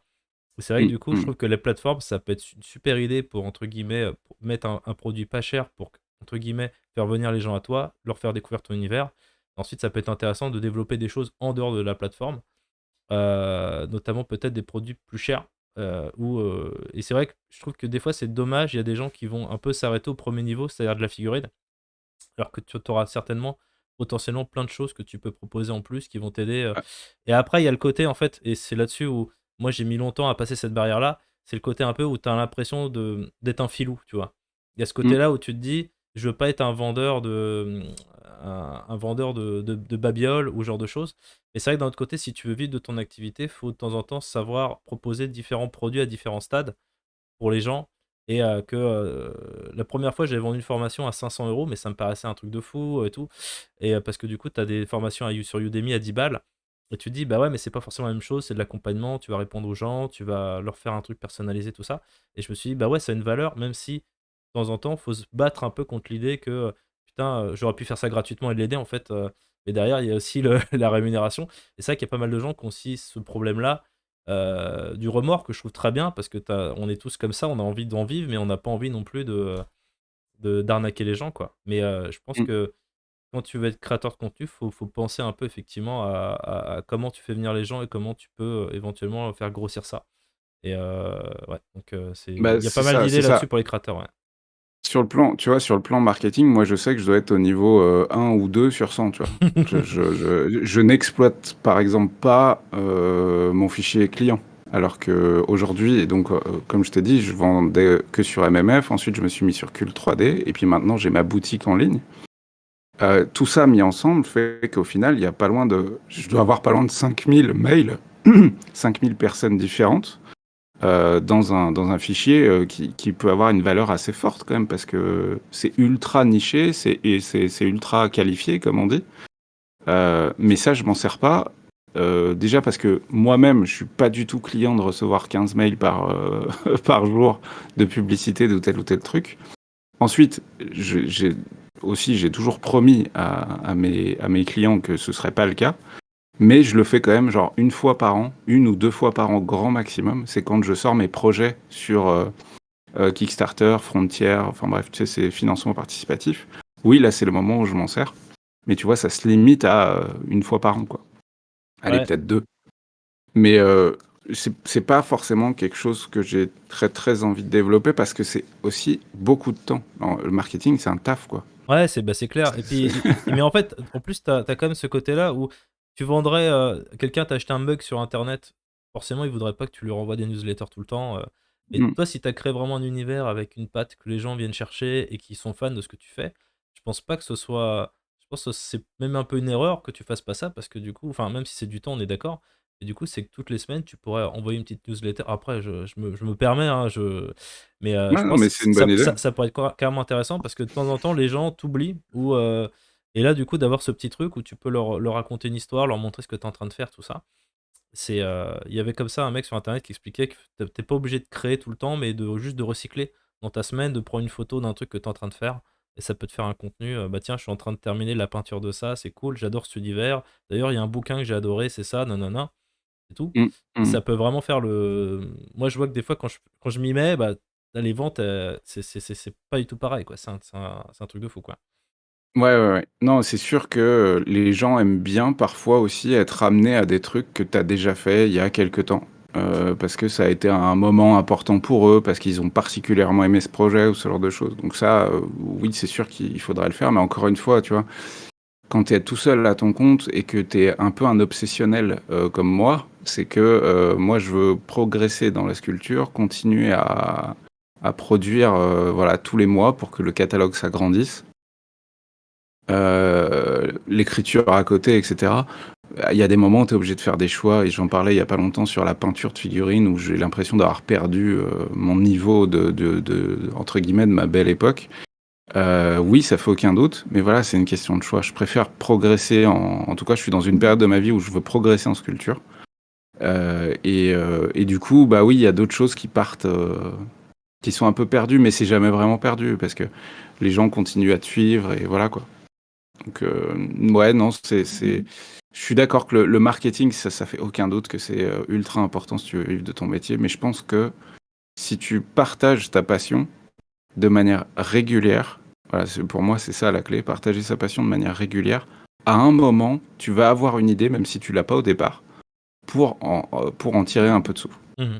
Je suis d'accord. Oui, et si t'as pas l'idée, t'inquiète qu'il y a des fournisseurs qui vont te la proposer, l'idée. Ouais et puis même Parce que tu auras ta commu, et c'est ce que cherchent les grandes boîtes aujourd'hui.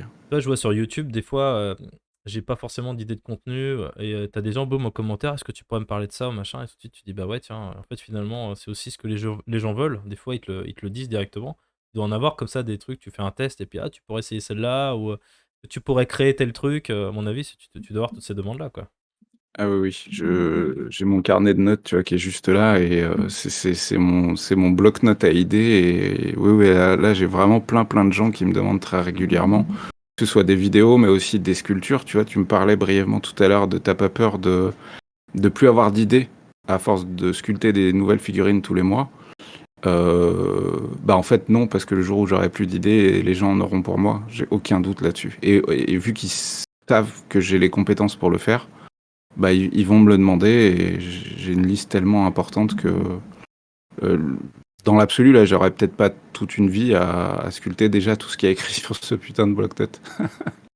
Tu vois, moi, c'est la procrastination parce que l'année dernière, je m'étais associé avec Dominique qui est imprimeur et en fait, à la base, on voulait lancer des figurines. C'était ça le c'était ça le business et en fait, on est parti totalement sur de la formation parce que petit à petit, c'était plus rigolo à faire sur le moment Et moi, j'avais aussi cette peur-là de me dire, de poser quelque chose sur internet et à nouveau, en fait, de donner beaucoup d'heures de temps pour, en fait, finalement que ça vaille pas le coup ou que ça fasse un bide total.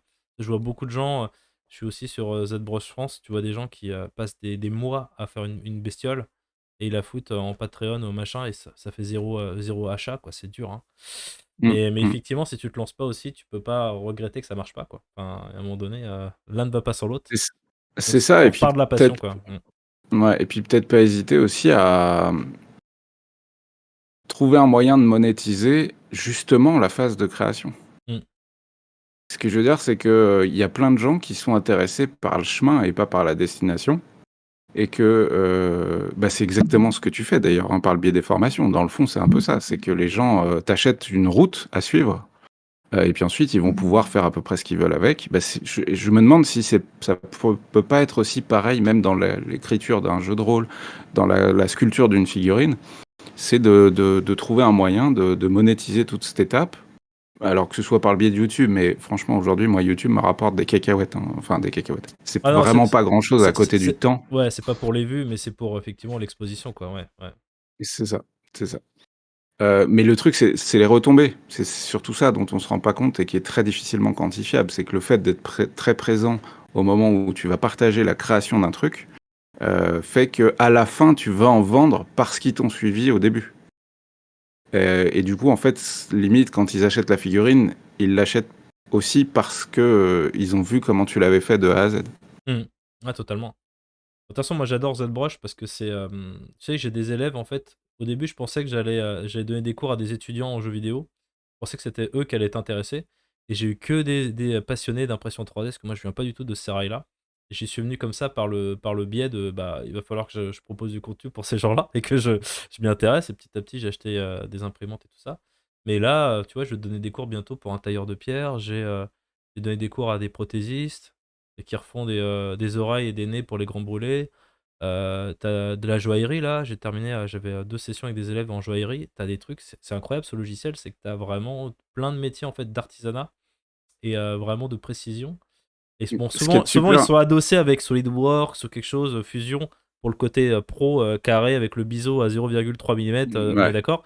Mais tu ce côté après qui est recherché sur ZBrush, le côté un peu, voilà, tu peux faire, une petite ouais, sculpture ouais. sympa ou un machin, ouais, excuse-moi? Ce qui est super intéressant avec les différents élèves que tu dois avoir aussi, c'est que déjà, j'ai pas de doute sur le fait qu'à mon avis, chaque nouveau client doit t'obliger à apprendre un nouveau truc. Ah bah, je suis obligé de taffer à chaque fois, ouais. C'est ça. Et du coup, ça, c'est cool, tu vois. C'est aussi cette idée de toujours être, en mouvement, toujours produire, entre guillemets, quoi.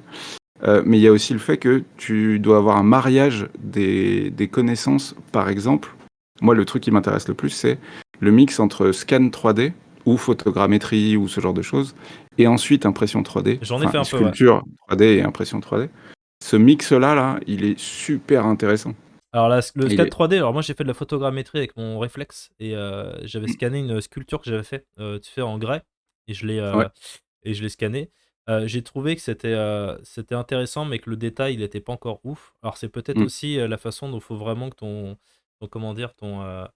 Tu aies vraiment d'une netteté et que tu prennes énormément de photos pour vraiment qu'il retrouve, la mm, qualité et j'avais testé donc chez mon pote Dominique, le RevoPoint, 3, je ouais. crois le scan et j'étais encore assez déçu, par en fait, on allait sur le site, ils te vendaient du rêve, genre tu scannes un objet, tu l'as quasiment, pareil et là, on a testé avec des trucs, bon, un peu complexes des fois, tu vois? Genre une balle de tennis, des trucs un peu, tu vois? Avec du filament. On a testé des cailloux, on a essayé plein de choses.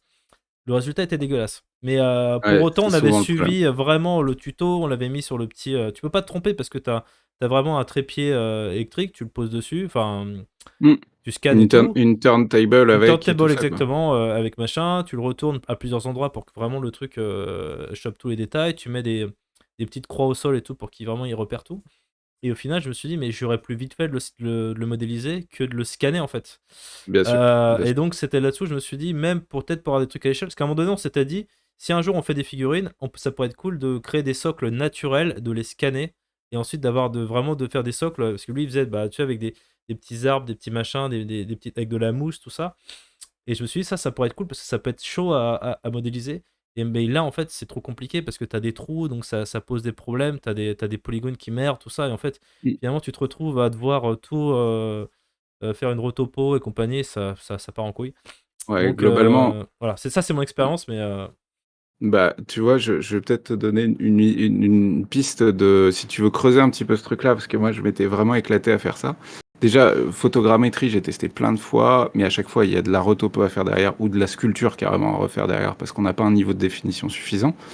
Mais c'est cool aussi, je l'avais fait d'ailleurs pour une aile de dragon. Je dois avoir une vidéo sur le net où on voit que je suis en train de faire la photo et puis ensuite je vais resculpter tout le bordel et tout. Mais il y a un truc que j'ai testé il y a. Allez, c'était l'été dernier, donc il y a quelque chose comme 6 mois, un peu plus.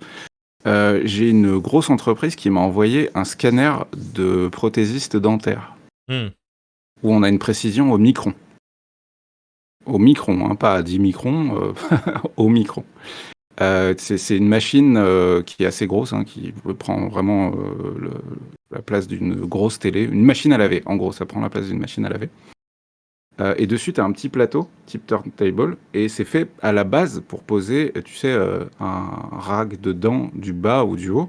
Et ensuite, tu as le modèle qui bouge dans tous les sens et qui se fait scanner par un scanner fixe au-dessus. d'accord. À la fin, tu as vraiment quelque chose d'ultra précis. Vraiment ultra précis. C'est-à-dire que si le truc est un peu sale, tu verras la poussière dessus, tu vois. Donc c'est vraiment extrêmement précis.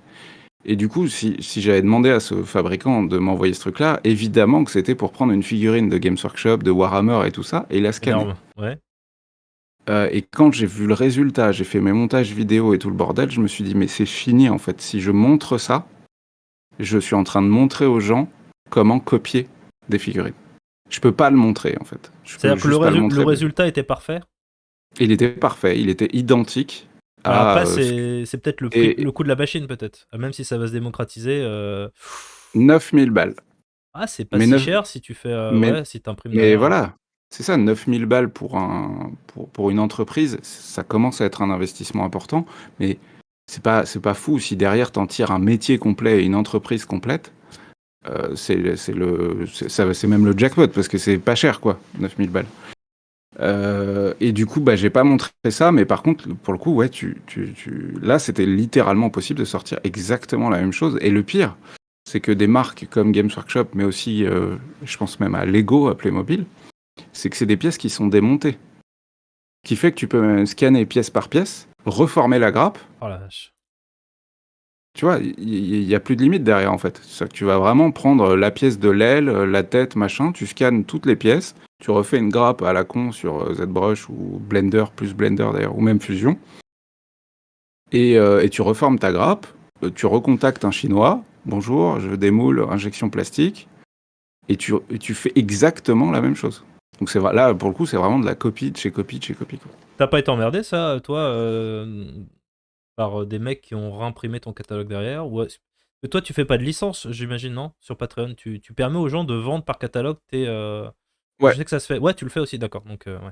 il y a une licence pro qui est à 20 ou 30 balles par mois qui permet aux imprimeurs 3D de vendre la version physique Hmm. des fichiers 3D que je propose. Et ce, tant qu'il reste abonné. Si le lendemain il se désabonne, bah, il est plus dans la liste des imprimeurs pro et du coup, légalement, il n'a plus le droit de le faire.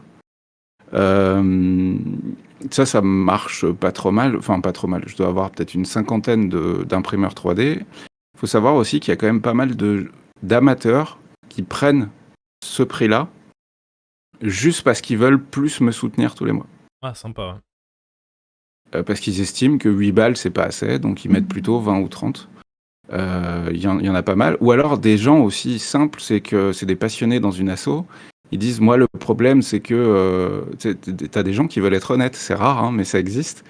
C'est que c'est un passionné dans une asso. Il imprime plein de fois mes figurines pour l'association ou pour les donner aux membres de l'asso.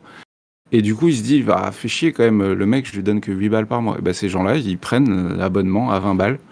Et du coup, c'est très gentil de leur part et c'est très honnête, tu vois, mais c'est rare. On les mettra en Non, crédit. On les mettra en crédit de cette vidéo. c'est ça. Non, le pire, on va pas se mentir, c'est certains réseaux, je vais même pas les nommer parce que j'ai pas envie de leur faire de la pub, qui s'abonnent à plein de Patreon et qui mettent en ligne les packs 3D en fait. Ouais, d'accord. Putain. Ça, voilà, gratos, comme ça pour tout le monde, sans aucune restriction. C'est-à-dire que tu n'as même pas besoin de te loguer chez eux ou autre. Tu as vraiment le lien direct, télécharge-le, c'est gratuit et tout ça. Et ça, c'est très très dur. En fait, c'est très très dur, c'est très injuste. C'est plus ça. Après, la vie est injuste, donc J'avais juste envie de te c'est parler habituel. de propriété intellectuelle parce que du coup, c'est le premier sujet que j'avais traité dans une vidéo sur ma chaîne d'impression 3D. Et en fait, ce qui est fou, c'est qu'il y a énormément, on a eu pas mal de commentaires parce qu'il y a beaucoup de gens, j'ai l'impression qu'ils sont un peu à la rue sur ces questions-là. Et il y avait pas mal de gens qui trouvaient ça normal de vendre du Naruto, tu vois, enfin, limite de la contrefaçon en fait. Mais en fait, j'ai découvert, parce que je m'intéressais pas suffisamment au domaine, et en fait, on m'a expliqué que tu avais carrément des créateurs en Asie qui bah, refont ça, en fait, comment dire, des licences Mm. et entre guillemets te vendent le droit d'imprimer, mais en fait eux-mêmes n'ont pas la licence en fait. Et du Non, coup les bah gens non. revendent ce truc-là en se disant bah j'ai le droit, et ça devient complètement dingue. On m'explique qu'il y a des modèles 3D qui tombent en torrent, tu peux choper, donc tu peux prendre 2 000 à 3 000 Mm. trucs que tu revends et tout. Et en fait c'est vraiment la jungle ce truc, hein. C'est Ah, mais c'est c'est le western. ah la vache. Ouais, ouais, c'est vraiment le western. Non, non, il n'y a pas de. Il y a des tentatives de régulation là qui sont en train d'être mises en place au plus haut sommet des gens qui font des grandes études pour faire des grandes conneries. Mais globalement, ils sont pas à jour du tout, en fait. Ils sont clairement pas à jour. Un peu comme il y a eu ce boom à cette époque de l'arrivée d'Imul, des torrents et tout ça.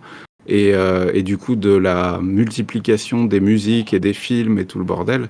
Même aujourd'hui, on se rend bien compte que ça n'a pas fait grand-chose.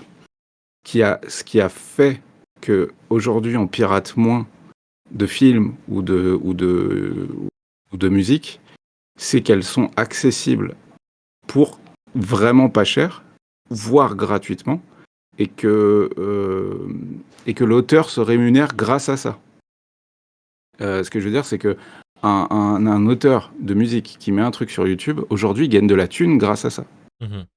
Et pourtant, dans le fond, si tu l'écoutes en boucle non-stop, c'est probablement que t'as pas acheté son CD et que du coup, tu te dis que ça pourrait être un peu du piratage. Ce que je veux dire, c'est que la solution, je la vois pas au niveau des États et des règles, je la vois au niveau des privés, en fait, au niveau des entreprises et des créateurs qui vont en fait trouver des solutions plus acceptables pour tout le monde, soit en baissant leur prix, soit je sais pas trop, euh, pour que ça se diffuse et que du coup le piratage leur fasse pas trop mal, quoi. Mhm.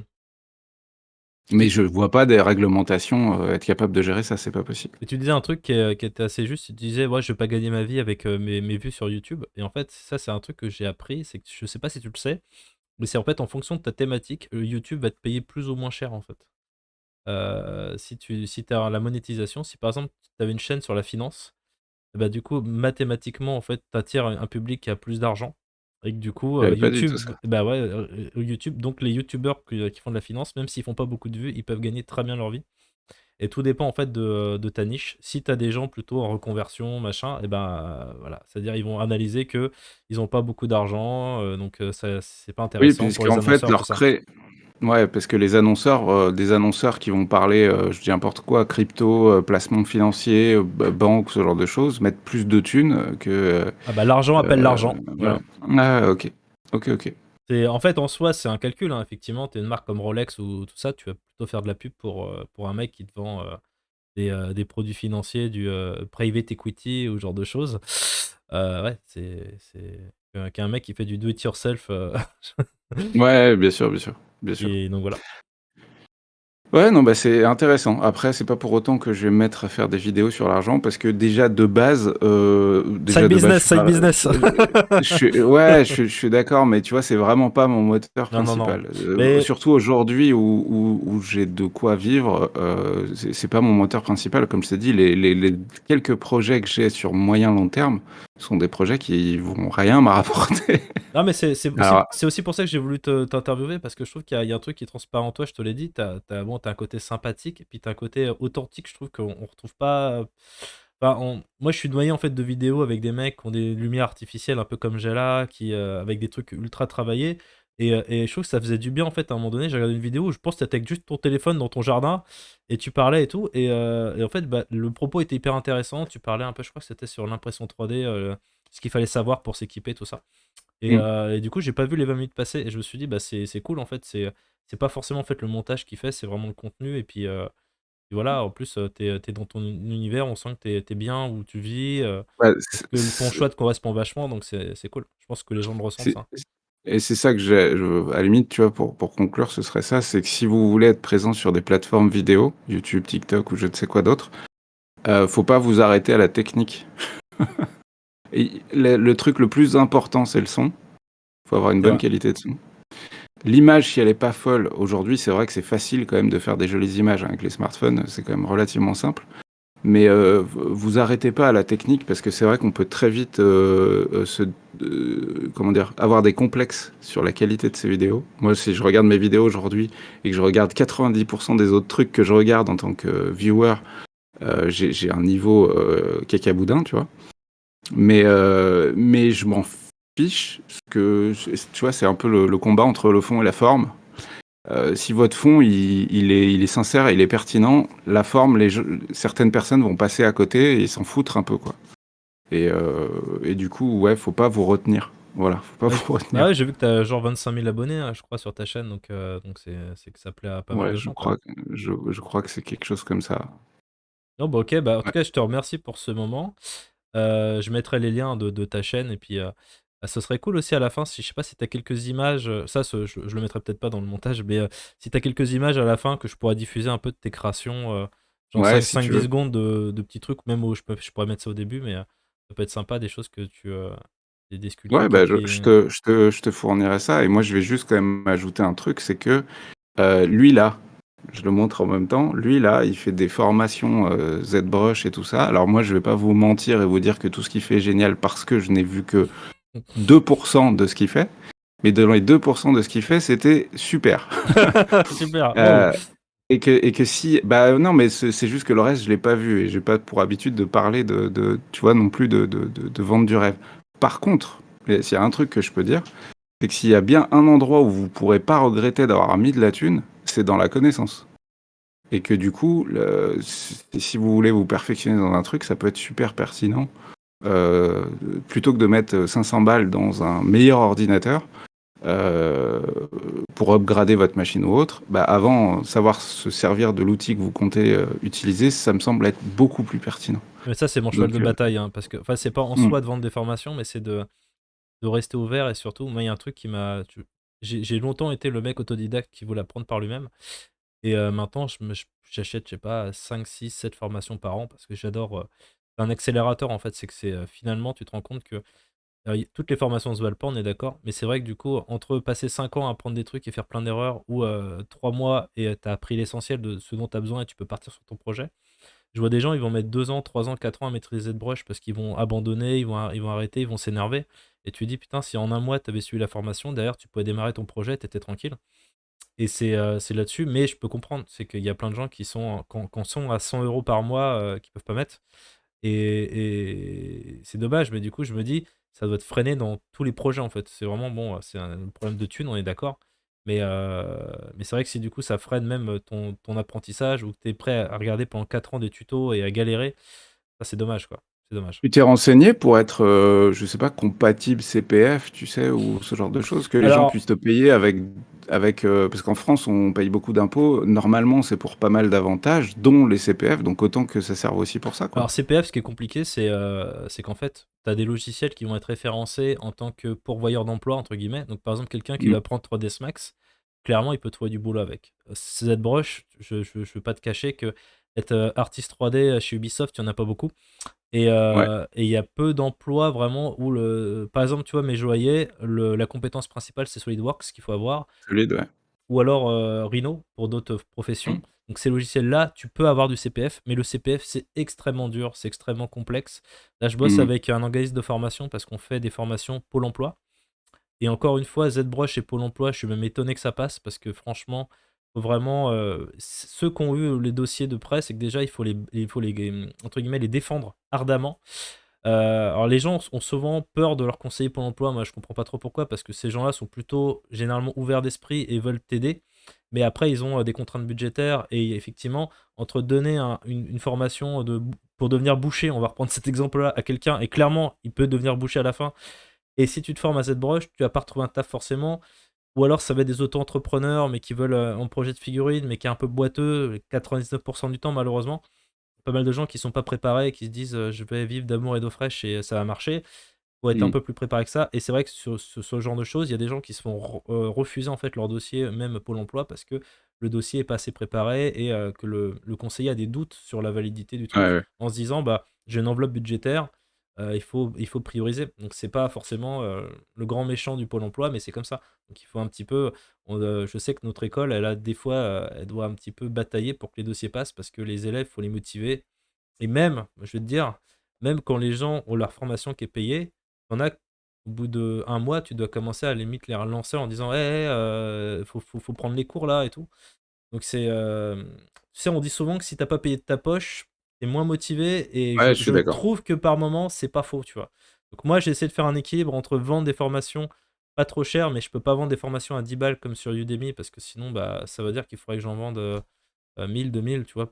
C'est Ouais, ouais, impossible. je comprends. Et d'un autre côté, bah, d'essayer de proposer quelque chose qui est finançable, mais effectivement, une grande partie ne va pas dans ma poche non plus, donc c'est Mmh. toujours un subtil équilibre. Mais le CPF, c'est génial, mais moi, j'ai un public de pas mal de gens qui sont un peu en reconversion et il y en a qui ont pas de CPF ou qui ont des handicaps ou ce genre de choses, donc du coup, c'est compliqué même pour eux d'accéder à ça, quoi. Donc Ouais, ouais. et moi, je pense que si j'avais du CPF, je préférais qu'ils prennent une formation vraiment où ils peuvent retrouver un boulot et éventuellement qu'ils m'accompagnent sur, après, une fois que en début en hobby ou ce genre de choses, mais c'est vrai que ma formation sauve pas des vies ou va pas te faire retrouver Ouais, un mais je emploi. Je comprends, je préfère je comprends. préfère être honnête avec ça, tu vois? C'est un hobby, tu peux en faire ton métier si, tu es talentueux, si tu travailles beaucoup et comme je disais aux gens, ZBrush apprendre ZBrush, c'est pas une finalité en soi parce que je sais pas si tu connais par exemple un artiste qui s'appelle Raphaël Grassetti qui a fait, Kratos de God of War et tout. C'est Ouais. un mec, il fait des trucs de fou. J'ai acheté des tutoriaux de lui il y a quelques années. Le mec, il utilise 3 brosses et le Dynamesh, c'est à peu près tout, tu vois? Mmh. Mais le mec, c'est Mmh. comme quelqu'un qui va te prendre un crayon de papier et qui va te faire, tu vois, de Ouais, ouais, Vinci, je il te vois, faisait je des vois. trucs de malade, mais il a pas besoin de grand chose. Donc c'est après le talent et c'est pas en fonction de ta maîtrise du logiciel aussi. Donc il y a ça Mmh. aussi à prendre en compte, quoi. Ouais, ouais.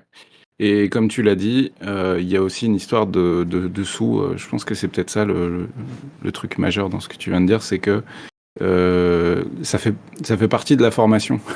Tu sais, un peu comme, le prix d'une thérapie Mmh. fait partie de la thérapie. Est-ce que c'est non, mais est-ce que c'est pas un peu pareil dans le cas de la formation où On c'est vrai que si tu mets 500 balles ou 1000 balles de ta poche, tu vas y aller avec un peu plus de sérieux, mmh. que si c'était payé pour toi, quoi, en fait? Peut-être. C'est certainement d'ailleurs, Ah tu bah, vois? mes élèves les plus assidus, c'est ceux qui achètent, hein. C'est clairement, Mmh. il y a pas de souci, Ouais, bien sûr. après j'avais fait une vidéo un peu coup de poing, une newsletter un peu coup de poing un jour parce que j'en avais marre des gens qui me disaient: «Oh, j'ai pas l'argent, j'ai pas le temps, machin». Et du coup, j'avais expliqué un peu ce qu'on s'est dit et je me souviens très bien de quelqu'un qui m'avait, limite insulté par email en me disant que ma position était un peu virulente. Ouais, je voulais un petit peu piquer à ce moment-là. Mais, pour moi, c'est vrai, c'est effectivement, il y a un contrat tacite qui est fait, tu donnes de ton argent, il faut que tu te le rembourses et quand tu es formateur, ça te donne aussi une responsabilité, c'est que du coup, on te file de l'argent, tu peux pas faire n'importe quoi. Moi, j'ai pas envie qu'on m'insulte ou qu'on me dise, «Ta formation, c'est de la merde». Parce qu'il y a aussi ce truc-là, c'est un peu comme les restos. Des gens peuvent laisser des traces sur internet en disant: «C'est pourri» et tout ça, donc à ce côté-là où t'es pas là pour délivrer de la merde non plus, t'as pas envie que toi, qu'on prenne ton fichier, il est plein de trous, il est pas imprimable, enfin, tu vois, ça fait Mmh. partie du Mmh mh. truc, quoi. T'as envie de faire un truc de qualité sinon, parce que, l'autre truc, c'est que tu as beaucoup de gens qui te vendent des formations merdiques, pas forcément sur des logiciels, mais plutôt sur comment gagner de l'argent, des conneries comme ça. Ça s'est tellement infusé, il y a tellement de gens qui sont saturés de ces messages-là, qu'effectivement, quand Ouais. tu arrives avec une proposition marchande, tout de suite, tu es perçu comme un escroc ou ce genre de choses. Moi, j'avais vachement peur de ça au début en me disant, Ça, c'est la France, hein. ouais, ouais, c'est vrai, mais J'ai vraiment qu'on est des spécialistes, de ça. J'adore la France et j'adore les Français, j'adore les gens qui gueulent, donc Dieu sait que je suis bien dans mon pays, tu vois? Mais on n'est pas des bons clients. non. On n'est pas des bons Bah, clients du j'ai tout. travaillé à l'étranger, j'ai travaillé en Australie, au Canada et le rapport à l'argent, il est complètement différent. Alors je dirais pas que Mmh. c'est mieux parce que il y a plein de choses qui m'ont scandalisé et qui m'ont pas plu. Je préfère la franchise et le côté énervé des Français qui disent: «C'est pas mal», Ouais, ouais, ouais. plutôt que de dire: «Oh, it's amazing» et ils en pensent pareil.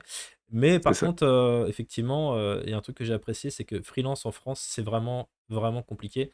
Moi, quand j'étais graphiste, c'est les gens, ils essayaient toujours de me diviser le devis par 2, de me retirer des bouts pour que ce soit moins cher.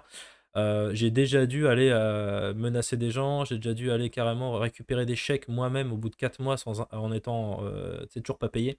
Aller les prendre Mmh. dans la main de la personne et tout. Et tu vas là-bas, c'est oui ou non. C'est-à-dire, ils te demandent, c'est combien? Tu dis, je sais pas, c'est 800 l'illustration. Ils vont dire, oui ou non, c'est trop cher et c'est tout. Et c'est putain Mmh. de sain quoi, là-dessus, le côté, voilà. Combien ça je peux en gagner 2000, je dois payer 800, bon bah, c'est bon. OK. Et en France, il y a le nombre de gens qui m'ont fait des trucs qui essaient de te prendre par les sentiments et tout ça, mais après ça, c'est culturel Ouais, aussi, c'est ça, c'est culturel, c'est culturel. Ça, voilà. je suis Je bien comprends, d'accord. je t'ai filé 3 boulots, c'est grâce à moi si tu fini ton mois, alors, aide-moi un peu et tout. Non, ah, c'est Et pas puis jouable. oublie pas que l'hôpital où tu vas, c'est mes impôts qui le payent. Je l'ai eu ça une fois, hein. Ah ouais? Ouais, je suis tombé de ma chaise, mais ça arrive. Non, mais après, enfin voilà, là j'avais juste envie de dire qu'on était des mauvais clients parce que je le vois aussi même pour moi, hein, même à titre perso, je fonctionne pas comme des Américains ou comme des Anglais ou même des Allemands, voilà. Mais c'est vrai qu'on est un public qui a sa saveur, dirons-nous. Ah mais moi j'aime bien le côté, tu sais, c'est pas gagné, tu vois? J'aime bien les Français, Ouais. le côté, vraiment le pas mal, c'est vraiment un truc qui est culturel, quoi. C'est vraiment on a du mal à dire: «C'est chouette», tu sais, faut Bah, toujours, c'est le 19 sur 20 que tu ramènes à ouais! ta mère et ta mère, elle te dit: franchement, t'as pas eu 20? Bon, ferme-la». Il y a eu des anecdotes comme ça d'un gamin au collège, sa mère, prof de maths, qui lui fouettait une claque s'il avait pas 20.